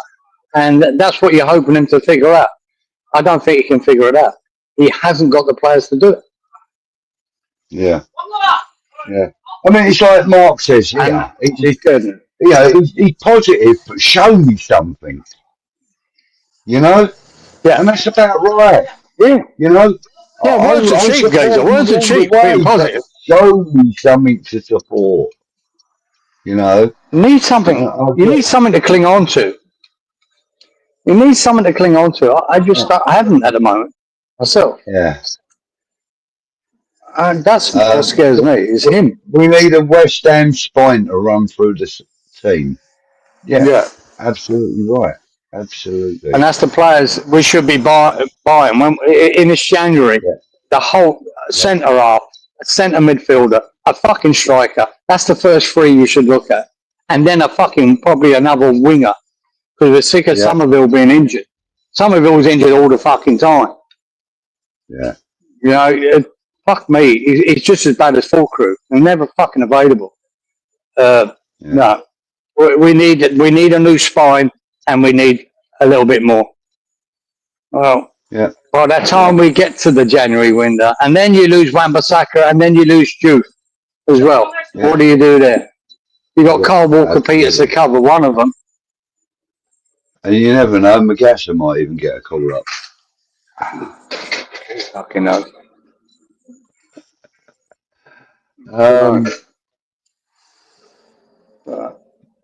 But, you know. Yeah, no more flexible than Potter was. No.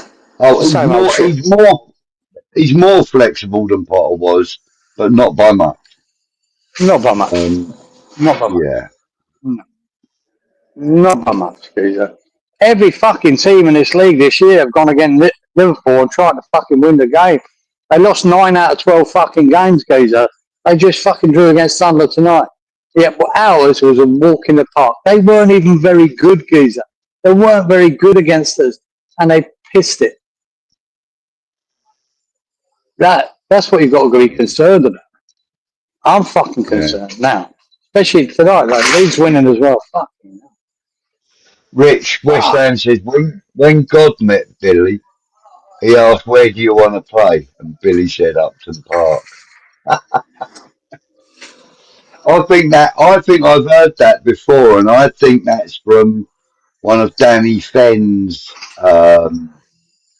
poems, and that poem is called God's 11. I fucking love it. I think it's brilliant. If you haven't heard it or read it, Kieran, I'll find a No. copy of it and I'll send it over to you. It is brilliant. And people in the Do you chat, know? look him up. Danny Fenn, the bowling poet. That's in there. I'm pretty sure that's from that. Correct me if I'm wrong, Do you know? Lee. It did sort of bring a bit of after Billy when I heard the news, and I don't know if it was Happy H put that say photo in or whatever you call it in the chat there of Billy Bonds and no Bobby Moore and Billy Bonds side by side going through the gates of heaven, if you like, and it's 6 and 4. And then I just realised, looking at it, that's my fucking age. I went, well, there you go. My two heroes Yeah, going through there. 6 and 4. yeah, 64. yeah, yeah. Anyway, So, you it know, was nice. like I said, yeah, it's weird. It's weird how we kind of, find a particular shirt number synonymous with a player when you consider Yeah.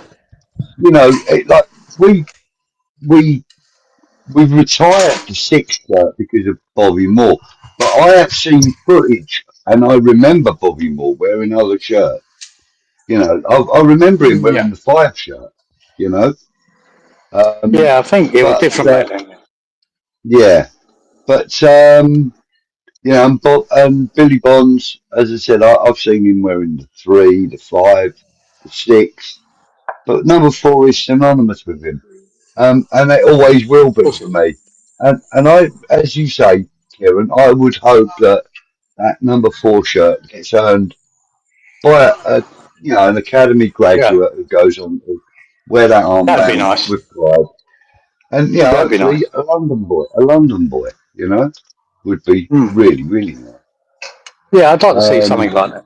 I don't want to. I don't like retiring shirts. I've always said for years ago that I'd love to see a young lad come from the academy wearing number 6. A heavy shirt to wear, boy. But that's what it is. I remember, you can see at Newcastle, the number 9 shirt at Newcastle is huge. From the likes, the strikers that have Shearer or Malcolm well, McDonald. you It's a look at big how number, but you look I at think how it's a great number. yeah. I mean, but you look at how particularly the South American midfield, flair, if you want to put it, or whatever players they love the number 10 shirt, don't they? So much Yeah, it's like massive, it's massive huge in down in Brazil, South America. especially in Brazil. In Well, it Brazil is and also in Argentina, number Argentina, 10 is the shirt. Mexico also. I mean, you look It at is the shirt. yeah, That number it's the is shirt. the number of a Brazilian side. To wear that number 10 is a massive honour. Massive honour. Yeah, And in Argentina. Argentina as well. and Massive. and and one of the guys vying for that shirt right now is this man that we've got a comment on here. Frog says he's done with Paqueta personally. He doesn't care if we get a bag of Watsits for him.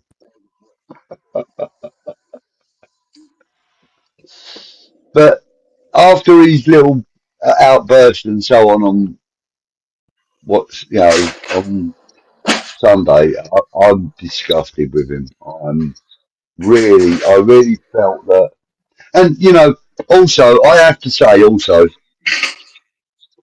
I agree with what Danny Murphy said on Talksport. I agree with some of what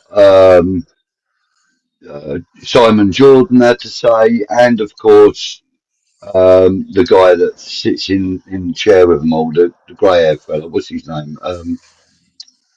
Anyway, they all suggested that Jared Bowen should not have been the captain if he wasn't going to intervene with that. He didn't intervene. He stood and watched it all happen. No. And they basically said No, that Jared Bowen did not show captain material during that event. And he didn't. And he's absolutely, they're all absolutely right. And, you know, as a result of that, I think he needs to be brought into question now, though. It really does. I think the worst thing we could do would be take it off him. Right? That's the worst thing we could do. Did he show captaincy there? No, he didn't. Allison done more to stop fucking 𝗕𝗢𝗏 getting sent off than any West Ham player did. But to strip Bowen of that now would be disastrous for West Ham, right? And disastrous for him. If he gave it up, that would be different. But you can't. You will destroy his confidence. We need him so badly for the rest of the season, even if he has been out of form. We need to get his form back. But to strip him of that, I think, would ruin his confidence. Would backfire on us badly. I really get where you're coming from, but it really would depend on how you approached the conversation, Kieran. I mean, if you just went, Jared, you're done as captain, right? Thomas, you're in, or whatever, then yeah, it's going to fucking destroy him.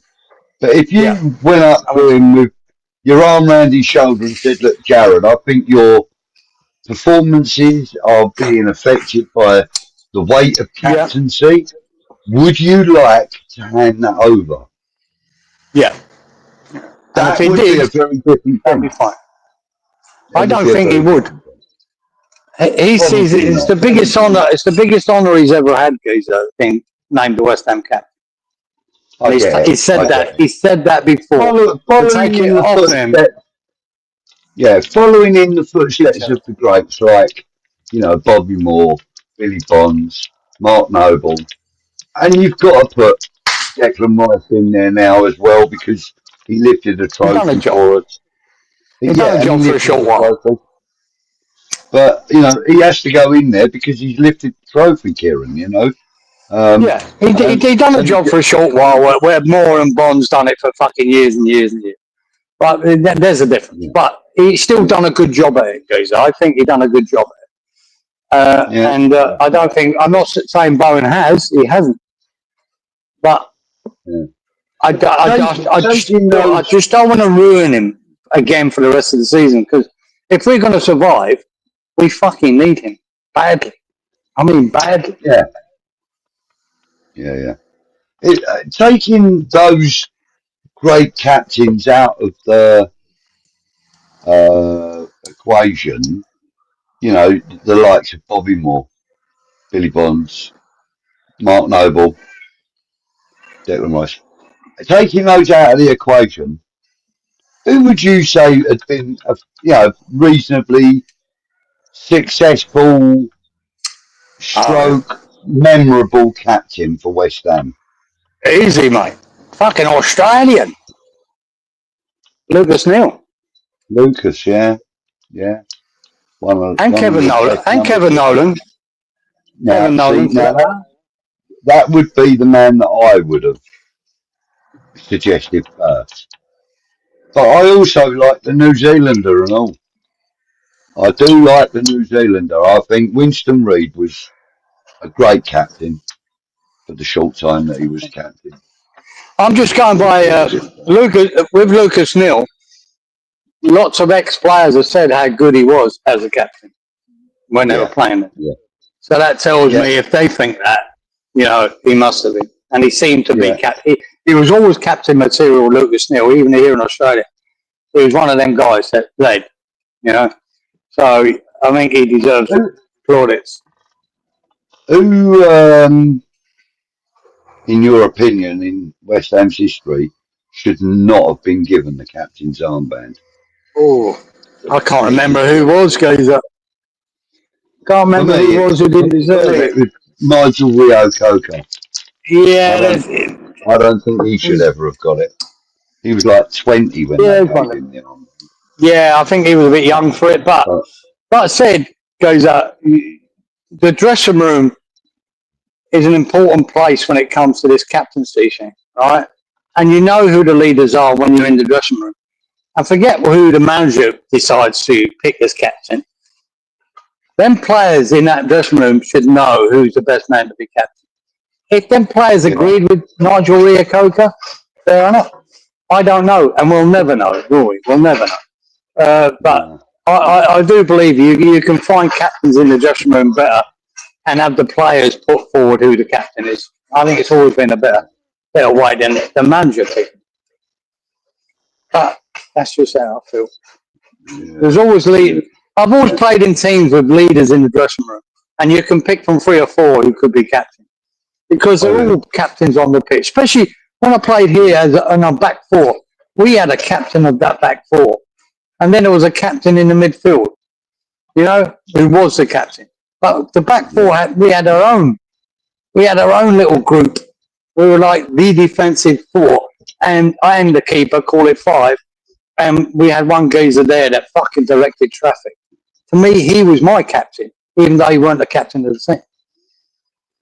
yeah, So yeah, yeah. I mean, that's what I'd like to see. I've always admired managers, stroke coaches that have appointed goalkeepers as their captains. I've always admired that because although maybe that's not the most optimal position for a captain, It's not. It's not. but what I've found generally it has done when you use the right goalkeeper as a captain. For example, I played for a team called 𝗕𝗢𝗡𝗭𝗢. Now, the only reason I wanted to play for them was because they wore claret and blue. So I went and played for them, and we, our captain was the goalkeeper, and he was not only was he the tallest lad on the pitch, but he was also the most vocal, and this and that, and it was contagious. His, you know, his energy and that flowed through into the defence, of which I was one. I was left back at the time. I was playing at left back, and he kind of, it was contagious, and therefore, like I've said before, I like to see a captain in every line on the pitch. So that includes the Yeah. goalkeeper, the defenders, the midfielder, and the strikers. I like to see somebody that could Yeah. easily wear that armband on in every single one of those lines. And we Yeah. had that in Southwold. We have many of them, you know. And that's why I think that, the old teams like, like the boys of '86, I mean, I think you'll find that they would say that, there was a captain in every line at West Ham, including the goalkeeper. When you think of people like Exactly. Udo and stuff like Well, that. What? when you look at and when we won the FA Cup, Alvin Martin, he's captain material, mate. He was captain fucking, even though he had Billy Bonstead. But at that back four, man, he was screaming and shouting. You don't have to have an armband on to be a leader. Yeah, The difference yeah, in a captain and a leader is you need three yeah. or four leaders on the pitch. And if you can Yeah. get one in the back four, if you can get one through the midfield, fuck Yeah. me, I you're mean, doing you well. That's what you look at want. the goalkeepers. Look at the goalkeepers we've had throughout history. Especially recent history. Like I say, recent, relatively recent. And David James. Right now, I thought he was exactly like the keeper we had at Catfold, Yeah, in man. as much as that he's vocal. He orchestrated everything that went on in that 6 yard box and the 18-yard box. If he didn't like what he saw, he would shift things about and this and that. And even if the captain was in the box and he didn't want him in the box, he would tell him to get out and this and that. Great, great, goalkeeper. And that's what I liked about David James. And I think also Adrian was a bit like that as well. Not so good with the ball in their hands, I suppose, as some of the keepers we've had, but even so, like captains on the field. Good evening to you, Lynn. Hope you're well. We have no pace in our defences suspect. What could possibly go wrong for tomorrow? Absolutely. Yeah, well, we'll wait and see on that one. Iron Disciple says to retire the number for 10 years is absolutely respectful. It is, but again, like Kieran said, you would like someone to be working their way to putting that back on for the first time, wouldn't you? You'd want, you would want an academy graduate to be coming up into the team, gets his first team chance, a bit like Freddie Potts, and then one day he's then told, right, okay, you're going to be our next captain. You can have the 4 shirt when it happens. Brilliant, beautiful, love that.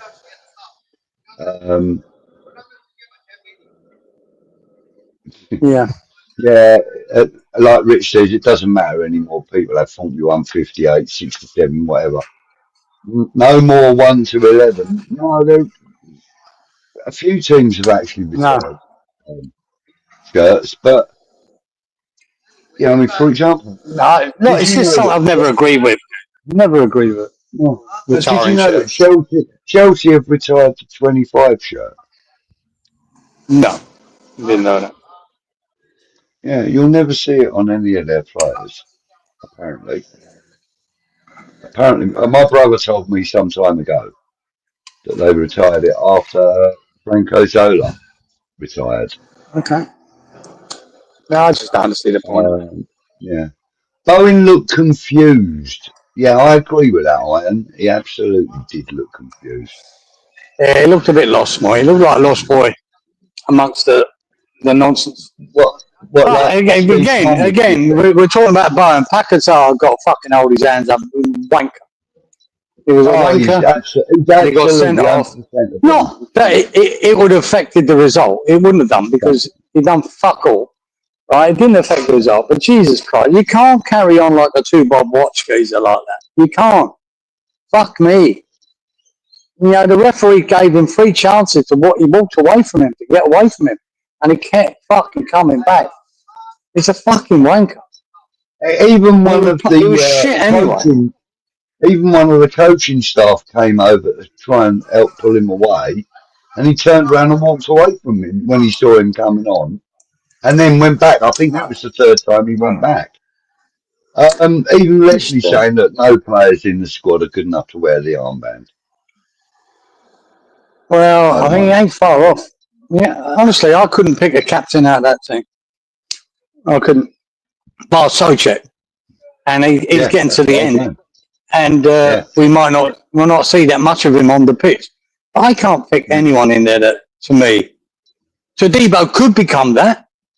Yeah, I doubt it. I doubt it. I don't think he'd be here long enough to do that. Kurt Zouma was a huge surprise to me when he got selected as captain.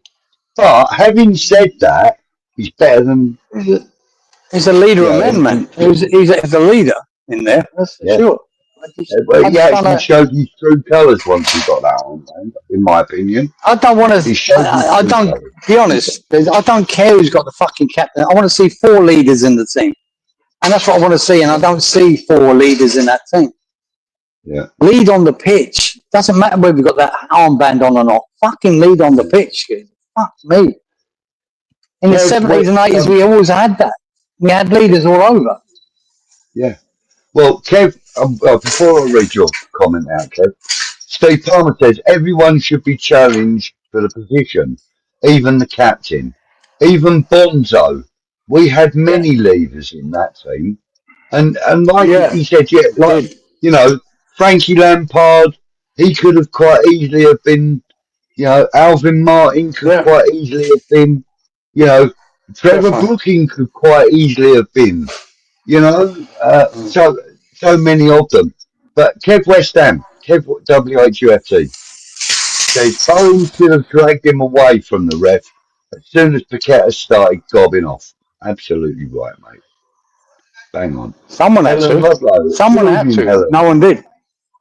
Yeah. Good evening, Helen. Hope you're well. Thought we had turned the corner, but after that performance on Sunday, not so sure. and I think we are in trouble again. Yeah, I think we are. At the moment. Massive trouble.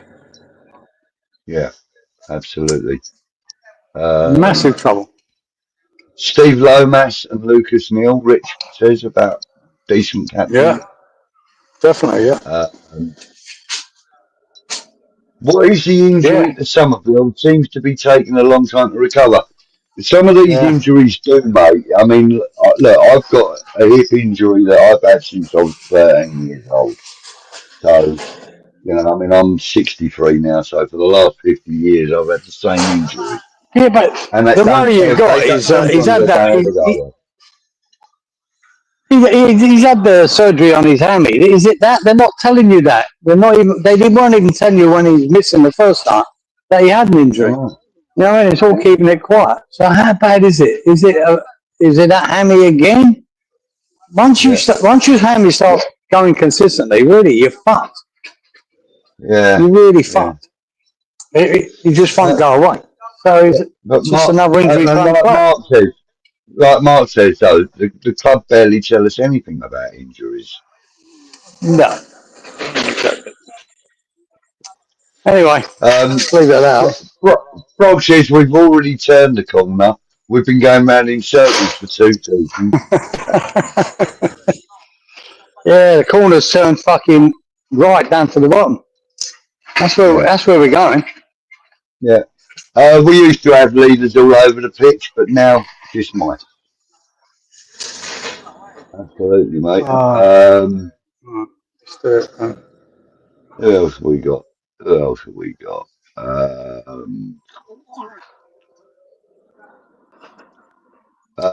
Steve says captain should always be captain of his area. The goalie should be captain of his area. Sorry. Yeah. Yeah, you should always have a fucking mouthy goalkeeper. Yeah. And Hlaviansky, as great a goalkeeper as he is, can be quiet at times as well. You know, so even he's not that number one that I would. Yeah. People slag off Pickford, but Pickford wins Everton games, right? He gets some points, and every now and again he has a bad game, but he's forever fucking giving it to his big fucking centre half, forever. Yeah. Right, and you want that when you're playing at the back, you want him to, because he sees everything. You want him as long as he ain't just going off just because he's been a wanker. If he's fucking giving you constructive criticism, take it. Take it. Yeah. Fuck me. You know, I've never been a big fan of Jordan Pickford, but since you've since you've been kind of waving his flag a little bit, especially in the England shirt, I've got to be honest. But I began to sort of watch his game a little bit more. And you're right. You're absolutely right. He had a bad game of the weekend, guys. He let one go through his fucking legs. It's terrible. But the week before, in that Everton Man United game with 10 men and they won 1-0, he pulled off 3 or 4 fucking saves and won them the points. That's what he does. Yeah. But, like, you know, I mean, I think with goalkeepers, a lot of them lack that quality that Craig Forrest told us about that time, or told me about, that he thinks that every goalkeeper should have, and that is one brain cell. He thinks that the goalkeepers should only have one brain cell, or words to that effect, should have limited brain cells or something. But he said that they should be mad, fearless, and absolutely like prepared to scream your lungs out. I'm paraphrasing, but you know, he said that, you know, a goalkeeper should absolutely command that lower third of the pitch. You know, even outside of his box, he should be, you know, orchestrating stuff as well. But, you know, we don't have that. But hindsight will say Areola as captain. No, mate. There are signs of improvement, as you say, Steve, from Areola, but not captain material. David James let in so many goals for West Ham, he did, but I still like him. Yeah. Still like them a lot. We weren't the best, but they weren't the worst either. But I used to really like Rob Green as well, though. You know. Yeah, Rob Green was good, lad. Good boy. Yeah, and Good. of course, while we're on the subject of keepers, we shouldn't forget the keeper that helped to win us the game, the last game at the bowling, Darren Randolph. A lot Yeah, of he done people all tend right. to forget that. A lot of people tend to forget that he was in between the sticks at that game, though. Yeah, he was. You would He was. assume it was like not Areola, sorry, Fabianski or that. No, it weren't. It was No, Darren Randolph. it was Randolph. Amazingly so. Amazingly so. Right, okay, well, look, I think we're going to call it a night here. We've been going for 2 hours and 15 minutes or more. Yeah. We'll call it a night here. Thank you, everybody, for joining us. Thank you for all your comments. Sorry I haven't put them all up on the screen. But as you know, we get like 20,000 comments and I've only got like 2 eyes. Ludo. Oh, what the heck? Ludo. Absolutely. Ludo was a great chat. And Shako, of course. Right, let's not go through them all. But until next week. Until next week, boy. We'll keep our eyes out for animal attacks, shark and croc and my good lady, Kimmy, she's going to be looking out for bear attacks for me because she likes doing that. She likes looking at the bear attacks. She found one for me. A Japanese guy who got attacked by a bear, but he survived. So, yeah. Anyway, till next week. All right. What do you mean? Have a good week, Richard, chaps. nobody liked Parks. Everybody loved Parks when he was with us. Everyone loved Parks. You don't even have to mention him because it goes without saying. Yeah. The honorary #1 in my book. There you go. Yeah, it's still my favourite goalkeeper at West Ham ever. But there you go. Yeah, hands like JCB shovel. This time next week, then we'll play 2 games. Yeah. Tomorrow night and it's Sunday, LB, won't it? Could be quite depressing. We need something else to talk about. Anyway, so we'll talk about music next week. Yeah. Next week, same time, same channel, same people. Right. We may even have a guest next week if I can wangle it. Somebody you ain't met yet, Kieran. Right. I'm going to see if I can wangle it and see if I can get him on here. And it is apt because he is an old school hammer. So let's see what we can do. And I will pop this up on the screen very briefly. Just to say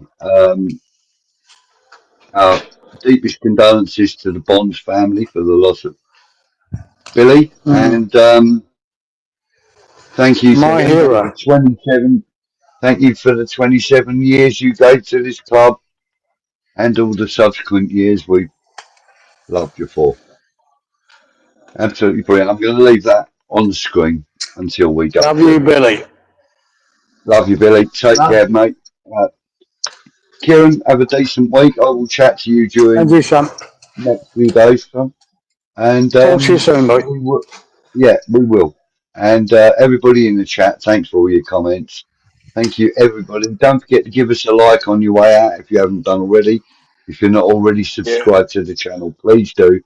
Keep an eye on the channel for all things coming up. Post-match and pre-match stuff. The lads will take care of you with everything. So don't worry. Everything's on this channel. Remember. See you later, boys. Ulster Hammers next week, 10 o'clock. We'll see you there. Take care. I'm on your way. Night.